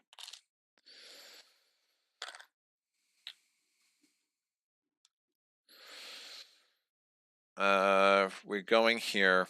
I added the presence. We're gonna get 1 energy from the presence track now because clearly we don't have enough energy. This is gonna help Ocean with war with energy. I'm getting a major. I would like something fast. So that's why I got everything slow. Except for that. Alright, target spirit gets +2 with all their powers. Target spirit push 1 of their presence to an adjacent land, bringing up to 2 explorers, 2 Dahan, and 2 towns with it. If I have 2 air. They can also bring 2 cities and up to 2 blight. I do not have 2 air, unfortunately.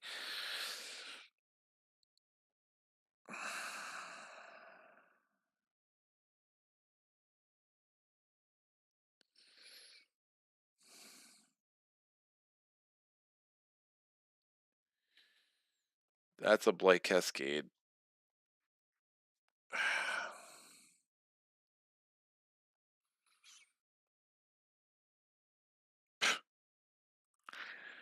It's another really shaky card draw, man.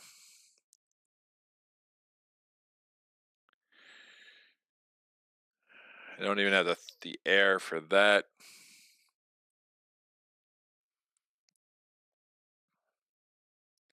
The Land Thrashers and Furious Pain is super interesting. I think this is the play. Volcanic Eruption adds a blight, so that's a problem. This goes out. I have to drop a card.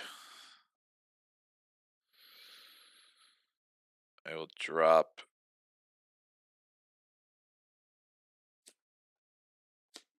Grasping Tide. Although it has the moon, nope. I'm gonna keep Grasping Tide. I think I drop Confounding Mists at this point. It's been an all-star, but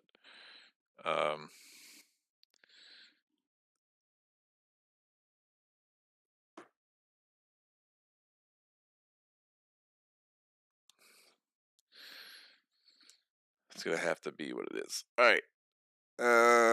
Yeah, none of these had earth, water.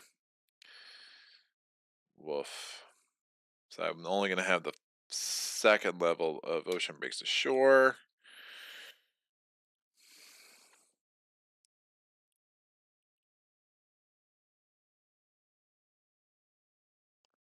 Oh, I could have left this wherever I wanted at the end of that. And remember, it's push 1 presence from each ocean. So I added a presence here. I gotta push 1 from this ocean. I will push it.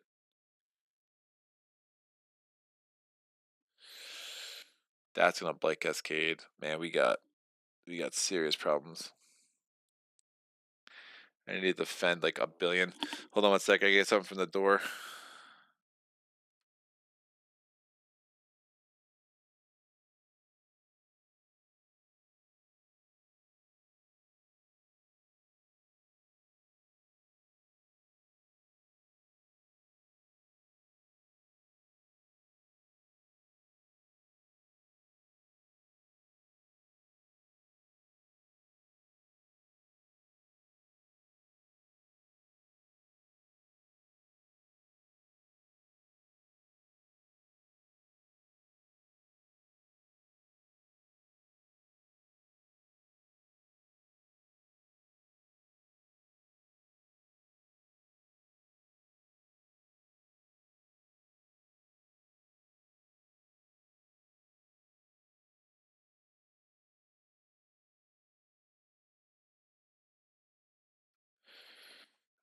All right.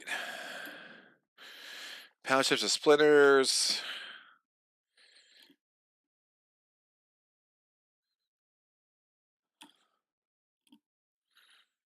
What? Drift down is jungle sands only, no? No, drift down is any land, but if the target land is a jungle or sands, it's defend 4. So I just use it for defend 1. It's defend 1 anywhere. Defend 4 if it's jungle sands. Dear Blonde, Mr. Attracted, always love math lessons with Greg. 4 fear. I don't know what you're talking, dude. Did I forget to take pound ships last turn? I asked that. I did not have. At most, I had 2. I just don't know if I had 4. So if I never took it, it would have only been 2. I didn't have level 3. I only had level 2, but I didn't have the marker there, so I can't remember if I took it or not. So if I could be owed 2 fear, there's definitely that chance. Full Lake Fort is pretty nice. Bring 2 explorers, 2 towns, and 2 cities into the ocean for 2 energy. I wouldn't be able to do the cities because I don't have the elements. I'm missing an heir. Um,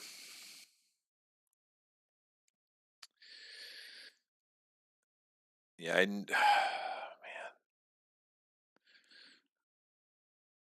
I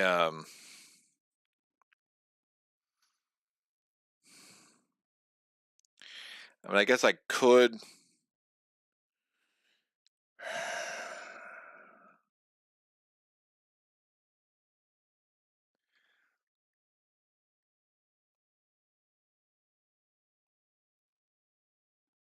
I could clear this out somewhat.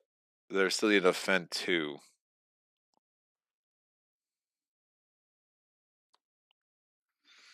I mean, I have a paralyzing fright, which probably makes a lot of sense to use on that ocean, so I'm not as concerned with that. If I can move the cities, I'm absolutely with you. Since I can't move the cities, I don't know if that's the greatest play. Uh, the big problem I have, again, we're having another build ravage issue. The coastal lands cards really like to mess you up with that. I have no great defend. The last turn, like this, I mean, an isolate power would be super freaking nice, dude. And I just haven't been able to pull one. But I should be able to blitz some fear cards here. Again, I don't have the earth to get the extra 4 fear here. They're blonde, message retracted, so I'm not sure what that was about. But we'll get there. All right, 3 moon, 0 air. So I actually am not getting any fear there. Oh, shoot. I really like the land thrashers just because the chance. I mean, I'm gonna have the kicker on it, so I can basically target 2 lines of blight and just smush them. Um, like I can target there and there, right? It's a really good way to clear out some things, but maybe that's dumb. Maybe that's dumb.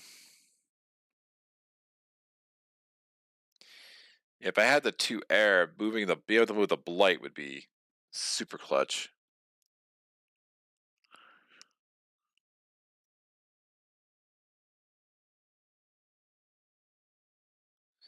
I mean, another option is I do this. So again, I take the power card, whatever order. I have a sacred site here. I'm hoping that something does something there. Remember, like even 2 damage from the beast is not going to kill that town, which is a problem. I do have a Dahan. I do have a Dahan there. I just have no more presence in that board at all. If I don't take land thrashes, if I take throat flow like water, this comes out.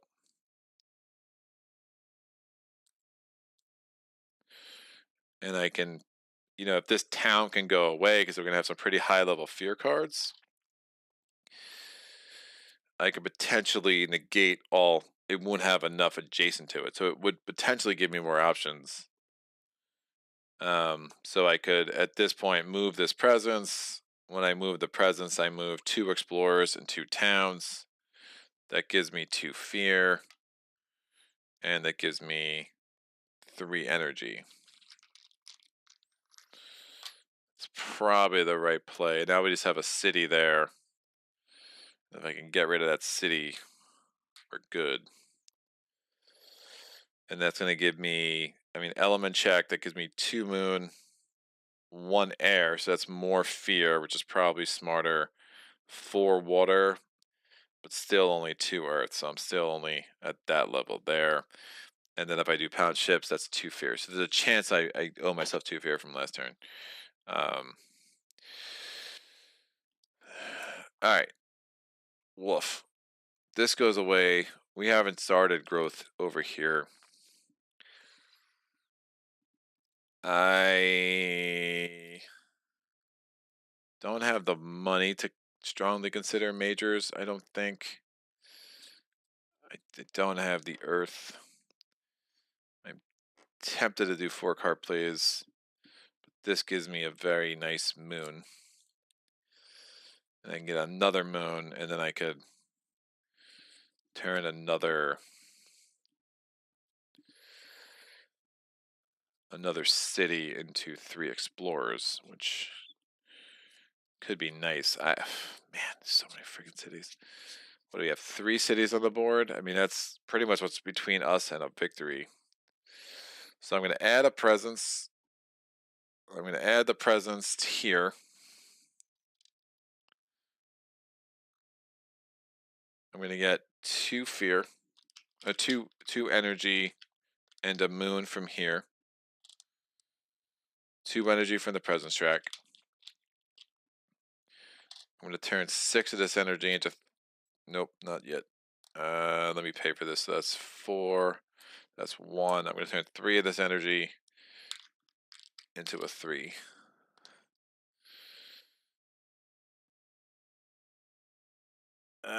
Yeah, so 1 moon, 2 moon, 3 moon. 1, 2 fire. 1, 2 air. 1 earth. 1, 2 plant. And 1, 2 animal. So it gives me the 3rd level of Forsake Society and only the 2nd level of Never Heard From Again. Whew. All right. We're going to do Swallowed by the Wilderness, 2 fear off the top. And then I'm going to do 7 billion damage here. I counted. It's right. It's 7 billion, I assure you. So that's 3 more fear. That's a fear card. That's Terra level 3.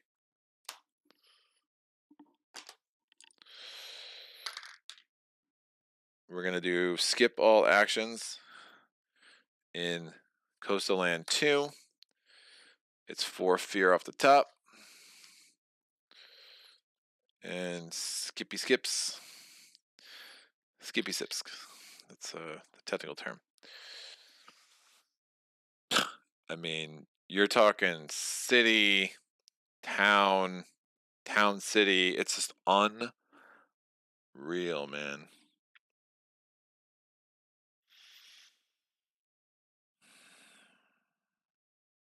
These coastal lands have been just hopping. The rest of my stuff is slow. The only real risk of losing is Blight Cascade there. There should be no more. Well, there too, because it will build. I need an isolate. I need an isolate and somehow to take care of that town. I have 2 Terra level 3 cards and an event. I have to destroy presence because that is how this goes. So this is out. Woof. I'm losing presence everywhere. This is out. This downward spiral is crazy. Normally games don't last this long after downward spiral, right? It's pretty nuts. Alright. Event. Blight a land that each board with invaders add 1 blight to a land with 2. Do not cascade. I mean, that's game. It's annoying. I hate those cards. Yep, that ends it. It's like assuming like, I mean, how many boards are gonna have lands with 2? But obviously both my boards have 2. Like I just hate where you like literally can't do anything about it. It's like you can't spend energy, you can't destroy presence. It's just like boom, done. It's just like such an unceremonious way to end the game. But I'd rather lose on a Ravage that goes bad. On each board, after the Ravage step, add a blight to a land with cities and no blight. I mean, that would be nowhere. Spirits may read this on any all boards. 1 fear per board with disease. That's 1. I'm just gonna play it out with this other event card, but that's a really super frustrating loss. 2 damage to the Honda land with disease. So voracious consumption, plagues bring fear and death, and then Ravage engage on their own terms. The invaders do 1 damage each, but they deal damage before invaders. Not sure that's going to matter. We probably lose on the Ravage anyway. Each player removes... Well, that would help. Depart to dangerous land. Oh, that saves everything, actually. Depart to dangerous land. Oh, each player removes up to 4 health worth of invaders from a land with beast, disease, or at least 2 to. There's a beast there, so this would go away. And 4 health worth of invaders. Beast, disease, or at least 2 Dahan. So stupid.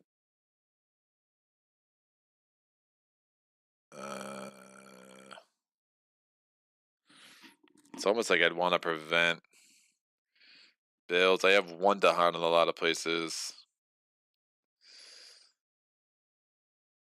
This Ravage, he's not going to die because it's... I'm only doing 1 damage per Dahan. Could get rid of that, but they're going to go away.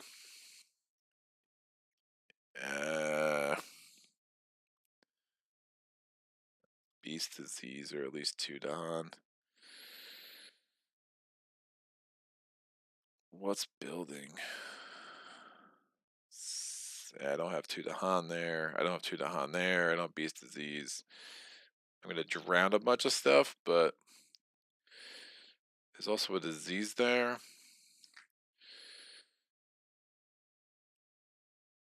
I'll get rid of these. So that's 4 health worth of invaders. Because it, again, would not have died because of the Ravage, so those 2 strifes are wasted. Then this was the Han raid. Each player chooses a different land with the Han, and each 2 per Dahan. 2 per Dahan. This guy had 2 health left, so I'm going to kill him. And this guy had 1 health left. I'm going to kill him. Because I don't want them to build cities. That would have been 2 fear. We build in coastal lands, nothing to build. And not adjacent to 2. Build a town there. Again, that did not have 2 beforehand. This would have built a town. This has a disease. No, I'm skipping all actions there. This builds a town. Oh, it still builds a town. Woof. Because there's still 1 explorer there. Ravaging. Again, skipping all actions. Nothing to ravage, nothing to ravage, nothing to ravage. Building in mountains. So that would be a town. That'd be a town. This is a city and a city. Explore step. Mountains. 1 wilds comes off. 3, 4 wetlands. 1, 2. Skipping all actions. 4.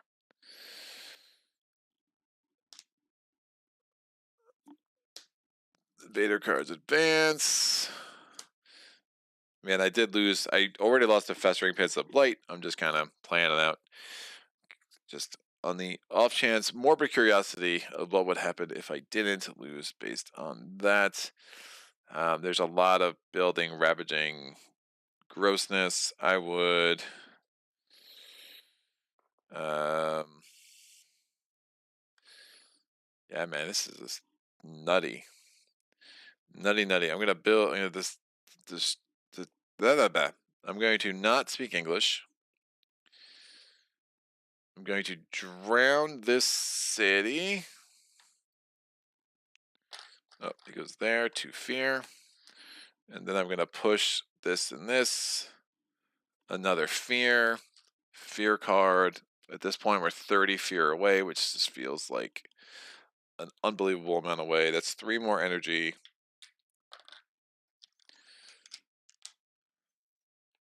Giving 2 energy to lore. Putting it a 1, taking a 3.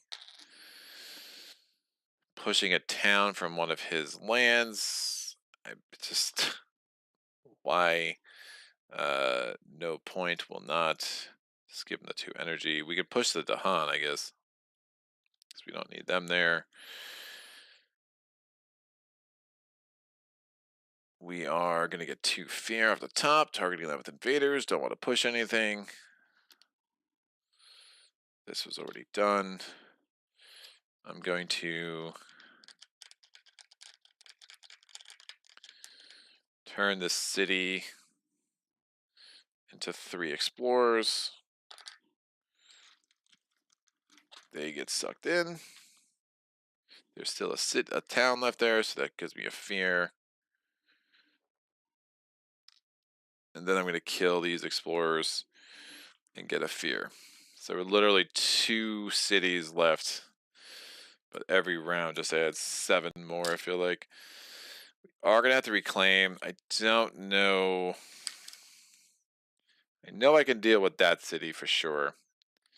I would not. I don't know exactly my path to the other one. So reclaiming here. I gain an energy. With 2 energy from the presence track. And I gain a power card. I'm gaining a major. 5 damage would do it. Yeah, so my path was there. That is sort of fortunate event card. Because I do this. Swallowed by the Wilderness, I would do 4, 5 damage here, kills that city. And Talons of Lightning, I do 5 damage here, kills that city. And that would be a Terra level 3 victory. Woof. So, yeah, dude, there's a couple of event cards. Like, I don't mind. I like the event cards. Like, it is what it is. Like, you know, I'll take the demoralizing defeat once in a while from them. But yeah, that Festering Pits of Blight was just really bad. I mean, there are only a few cards that add blight without, you can't spend energy, you can't spend presence. Like, it would have been hard to spend presence, but I would have much preferred that. On each board, I'll have 2 or more towns. Add blight without cascading. Well, that would have been. I don't know if I had 2 towns in any one place. That might not have been that bad. The center crumbles would have killed me. Each spheres may prevent this by destroying 3 presence in each board. I would not have had that. Immediate invaders may ravage in 1 terrain type, not showing under any invader action. That could have been bad. Self-sacrifice would have been okay, not great. I mean, there were a few cards that would have been bad. That card was just super awful. Oh god! Remove 1 blight per player from the blight card, returning it to the box. That would have been bad. It only takes 1 damage to add blight. Yeah, I mean, effectively just 1 blight away. If I had 1 more blight on the card, we win because I could have added those 2, and I would have been able to survive because again they wouldn't have cascaded. But just 1 blight away from being able to pull this off. But I mean, and you look at the blight on the card. I mean, like, I had 10 blight to play with, so like we had a lot of blight. I had that 1 card that added 2, so we ended up adding a lot of blight. I think not finding a single blight removal card was kind of unlucky and unfortunate. So I mean, it kind of balanced out by getting the 1 event that let me add 2 blight. But I just feel like some of the card draws really just did not come together. But we still were able to, had Paralyzing Fright was super strong. Flow Like Water, was able to make that work a bit. And Weave Together Fabric of Place was obviously an absolute superstar. Doing the math of Black Plague and the other defend powers I had was super interesting. So, but definitely an interesting playthrough. Like, it sucks to lose on an event card, but again, it's everything that led up to that event card, right? I put myself in a place where I had a lot of blood on the board, and you just know those cards are in there, and I just wasn't able to get the blight off to prevent that from going sideways. Do do do. Oh, right. You can cascade it to the ocean, but then I lose a presence. Right, you can put blight. I always figured you could put blight in the ocean. That's a thing. The coastal wetlands for blight, so it gives you one more place to cascade into. So, but then like my presence was so hurting. I don't know if I could have ever, because like here when I went blight, blight, blight, or what did I do? I went blight, blight, blight. I could have just blighted blight, blight here, and I'm not sure if I had presence in the ocean at that point. I know I had a presence there. I think I still had one in the ocean too. It's like I'm always reluctant to like. I was very reluctant to lose more presence, and like I mean, just the way it worked out. I mean, I only had 3 presents left on the board, so with downward spiral. But yeah, it's right. I could have added a blight to the ocean. Uh, the At least here, this is the only time I really remember cascading twice, like cascade, cascade, and I went cascade here. Um, so that would have been an interesting strategy. I wonder how that plays out because targeting gets funny. I really needed a sacred site for both Bloodwrack Plague and for Weave Together, the Fabric of Time and Place. So there would have been a lot of mathing to that. That would have been interesting. Mike James says Grats and Spirit Answer of Jonathan. It's a nice game. Mike James, I'm still less than 50% on England 3. I don't know how you do it on level 6. Great game. Mike Owens, was that worse than the Darkness Card from the other day? No. That Darkness Card was. I think it's. I mean, maybe if I know the deck more too. I think the problem with the Darkness card for me, like, I mean, the events, I know you're being funny. I think just being from a game design standpoint, the Darkness card, you literally see 2 of them a game. So when you have one that's like so much more disgusting than another, that's a problem. At least with Spirit Island, like, there's probably less event cards than there are Darkness cards. There's so many freaking Darkness cards. And you're seeing somewhere between 6 to 10 a game. So you're not, there's kind of the swinginess is more mitigated. And like honestly, from a design standpoint, whenever there were a couple of event cards that seemed a little bit out of whack, I mean, Eric Royce, one of the reasons I just absolutely love, how he's approached this game from the beginning with the quirky and whatever. He's just, when he's made a mistake from a design standpoint, he's always been like, that card should be taken out. It's too swingy. And I really appreciate that. Where most designers don't do that. And like, you're not gonna. They're just like, oh well, if you don't like it, you take it out. And it's like, no, that doesn't totally work for me and how my brain works. And I think there's a lot of people like me that are like, I don't want to have to design this game. I want you to give me a game that's been play tested, and I want you to also take ownership if there's something that's out of whack. That Doctor's card was just wild, man. Like, you're a game where health is so hard to come by. Like losing 1 health for one character is rough, and then you're giving me a thing that I'm gonna roll a die, and a third of the time I'm losing 4 health. Like that's bananas, right? Like that's, and again, the way rolling goes, I mean, it's I lost 8 health off of that in 4 turns. Like that's, I mean, I just rolled a 3 there, right? I rolled a 2, that's 8 health. I rolled a 2, that's 12 health. Like, dude, like it's not hard to see why that just could absolutely torpedo a game. And at that stage of the game, it's just not very fun, for sure. I think it would have been so easy to tweak that and put that more in line with the other cards. This event card, I do think that at least give me an option. Like even if it's like spirits can spend 6 energy or spirits can lose 2 presence. Like I might not be able to lose the presence, but at least I feel like I had a chance. Um, when you're just like, nope, a blight on each board. Like, all right. I mean, you're telling me like, hey, festering pits of blight happen. Like, try not to get more than one blight in an area. I get it. Like that feels, there are a lot of games I'll have where it's like, oh, I don't have any festering pits of blight. I don't mind it. So I think the fact that it's there and you're trying to, you know, stay away from it, and there's enough other cards in here. Um, event cards giveth, event cards giveth, taketh away, right? Like I had an event card that gave me 2 blight back on my card, and then because of 10 the land, and I had an event card that made me add 2, and there was nothing I could do about it. Oh, but actually, that's not entirely true. I had the other event card that made me add 1.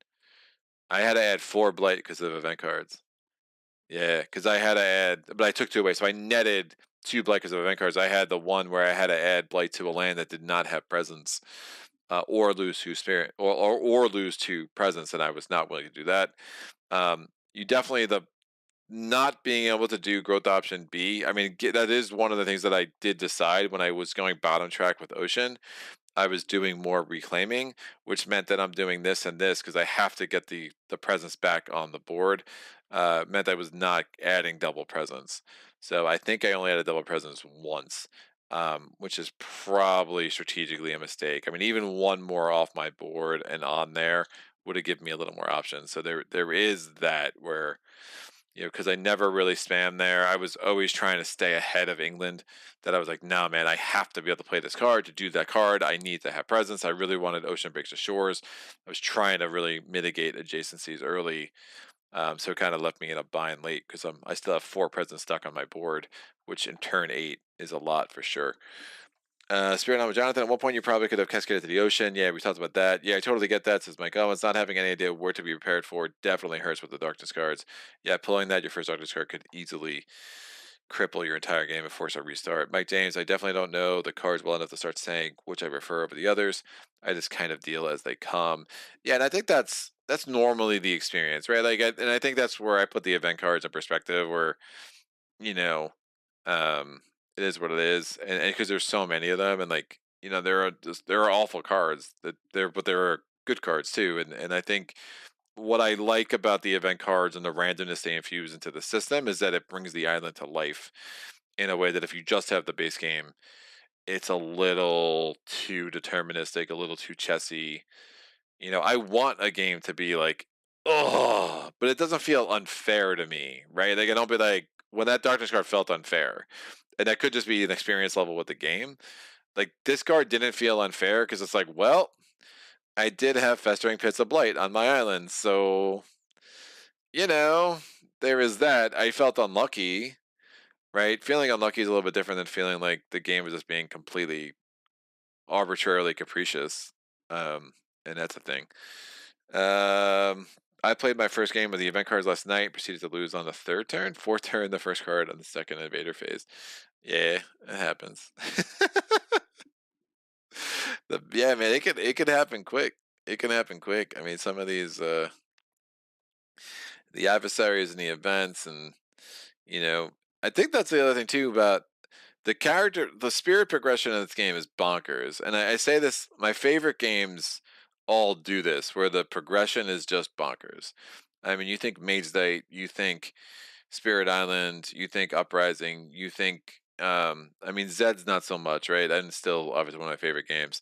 But, I guess the heroes, like you can all of a sudden, you can get the super weapon, you can get up 3 more heroes. So there can be a progression there when games are going well, right? But I think if you look at what happens in Spirit Island and it happens in 8 to 10 turns, I still can't ever wrap my head around that fully because it always feels like more. Because I mean, you start with like such a limited amount of powers, and then you just go bonkers. Um, I do think like in lore is so good, dude. Like, I mean, it's hard to say that with like that. I mean, obviously, but like lore is really such a he just has a way of controlling things that are really good. And I do wish that we pulled better cards. I mean, Paralyzing Fright is hard to complain about, but I just think that was such an unfortunate. Um, that wasn't the greatest pull, and I tried to lean into like, all right, well, let me trigger that, get the 8 fear because I'm looking at I know I need to get through 10 fear around. With those fear decks being what they are. That I do wish we had like a better card. Like give me a defend. Give me something a little bit more like functional. You know, that could have been a little bit. I mean, Pent Up Calamity would have been a friggin' brilliant card for lore. Fire and Flood would have been amazing, right? But he was pretty energy poor though too, right? Because I didn't get up to that 3 energy plant. Like that's a pretty strong thing. I just wanted to get the 3 card plays so I could start triggering some of this. But this innate really didn't do much for me. So I mean, if I do a different build with him, maybe I keep the 2 card plays for a while. It lets me get more presence out. I get up to that 3 energy in a plant. That starts triggering a lot of stuff for me. And then I come down here, get the 3 card plays. Um, maybe that's a that's probably a better thing. I feel less card poor, less energy poor, and I could start considering some majors and stuff like that. But I really like getting up to that flexibility. Start getting the badlands out. Make sure your damage abilities count. But I was really like wasting a lot of damage capability. Swallowed by the Wilderness. I did 4 damage on one explorer. I ended up using that pull. I ended up using this card in a way that was like super not very strong, but it just allowed me to start controlling Ocean's board more. But there wasn't a lot of efficiency in the strength of lore. I mean, a couple of turns where I was like killing 1, 2. I never killed 5 explorers in one turn with lore, so there was probably something of my approach and the game state that just never really came together. Unfortunately for this game, and ended up putting a lot of stress on Ocean. So by the time that Coastal Lands card came out, um, Ocean just really wasn't in late game beast mode. Where he could have, and plus we were just losing presence. We were just losing like downward spiral. You cannot discount that. I mean, I was just losing presence left and right, and I just wasn't able to get it on the board enough. And But again, that growth option C is the only way you can get it into a coastal land. But I just kept losing presence left and right, and that was really hard to kind of overcome by the end because I need it for targeting. I need sacred sites, so it's like, Urgh. So I was a little forced. My hand was really forced for there. Um, so that's that. That is I guess the post game. It's like I feel like I lost the playoff game. I mean, it's just lore. I'm just doomed to like never win with lore, I think, on this channel because I talk so much crap. ah, that event. There were definitely it would have been nicer just to lose on a Ravage. But yeah, once I was able to remove that town, like thank you. Yeah, that once that town went away, like this wasn't building. Like, yeah, that was crazy. I mean, for I've had wins against England where the game state looks a billion times worse, right? I mean, the fact that we weren't even doing a fear victory, like we were literally on the cusp of a Terror level 3 victory, is pretty cool. Fear victories are far more common against England 6 for sure. So, yeah, man, I don't know. I don't know. I got feelings.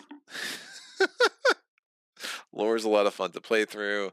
I play with him to see what you were about. I like Lore. Yeah, he's great, dude. He's really good. I think he's a little too strong, personally, but too strong in a way I find super fun. Unlike some of the others that I like, many minds I just find super boring. And like you're using the tokens. I mean, obviously many minds are using the beast, but I just feel many minds is a little broken because many minds is like if you would need to give Lore Dahan movement, presence movement, and just more fear and some more defense powers, and then he'd be as good as Many Minds. Like Many Minds is bonkers good, and like I don't the design. Plus they have the extra starting card, which just means they can delay their power. They're I just something so wrong with that design. Like people bitch about Keeper being too strong, and I'm like, I mean, compared to Many Minds, Keeper is an amateur. So bad, dude. Um, yep, cool. All right. Well, Mike and Mike, thank you for everything. Madi was here. Who else? Dear Blonde. Spirit Island with Jonathan. Thank you for all your assistance. Same with Blood of Turk. Really appreciate all of it. Penguin. It was a cool little chat. King Bobo had to leave early, but I appreciate again the super chat. And then I called him Babe, so that might be the last super chat he ever gives me because Kingdom's Kingdom. Was looking at Spirit Island and Zatu. Definitely picked that up, dude. Eric was here. Steve was here. Edgar's. But what a cool way to end the week. Again, I do have to cancel Monday. Monday's not happening. I just have way too much going on with the painters coming on Monday. But should be online on Tuesday with something probably Nemo's War. So I might just delay Maid's Night for another week and then just I do want to get back to Nemo's War. I want to get Recklin Run back on the channel. a bunch of other small games, One Deck Dungeon. I just got a review copy of Ashes Reborn from Black Hat Games, so I want to dive into that. So a lot of things I need to figure out in the next couple of weeks. But thanks, Greg. Have a great weekend with Mrs. Playthroughs. Will do, sir. And Mike Owens, enjoy the weekend, Greg, and all. That's a good place to stop. Thank you for everybody joining me today. Have an amazing weekend, and until next time, happy gaming. Solo.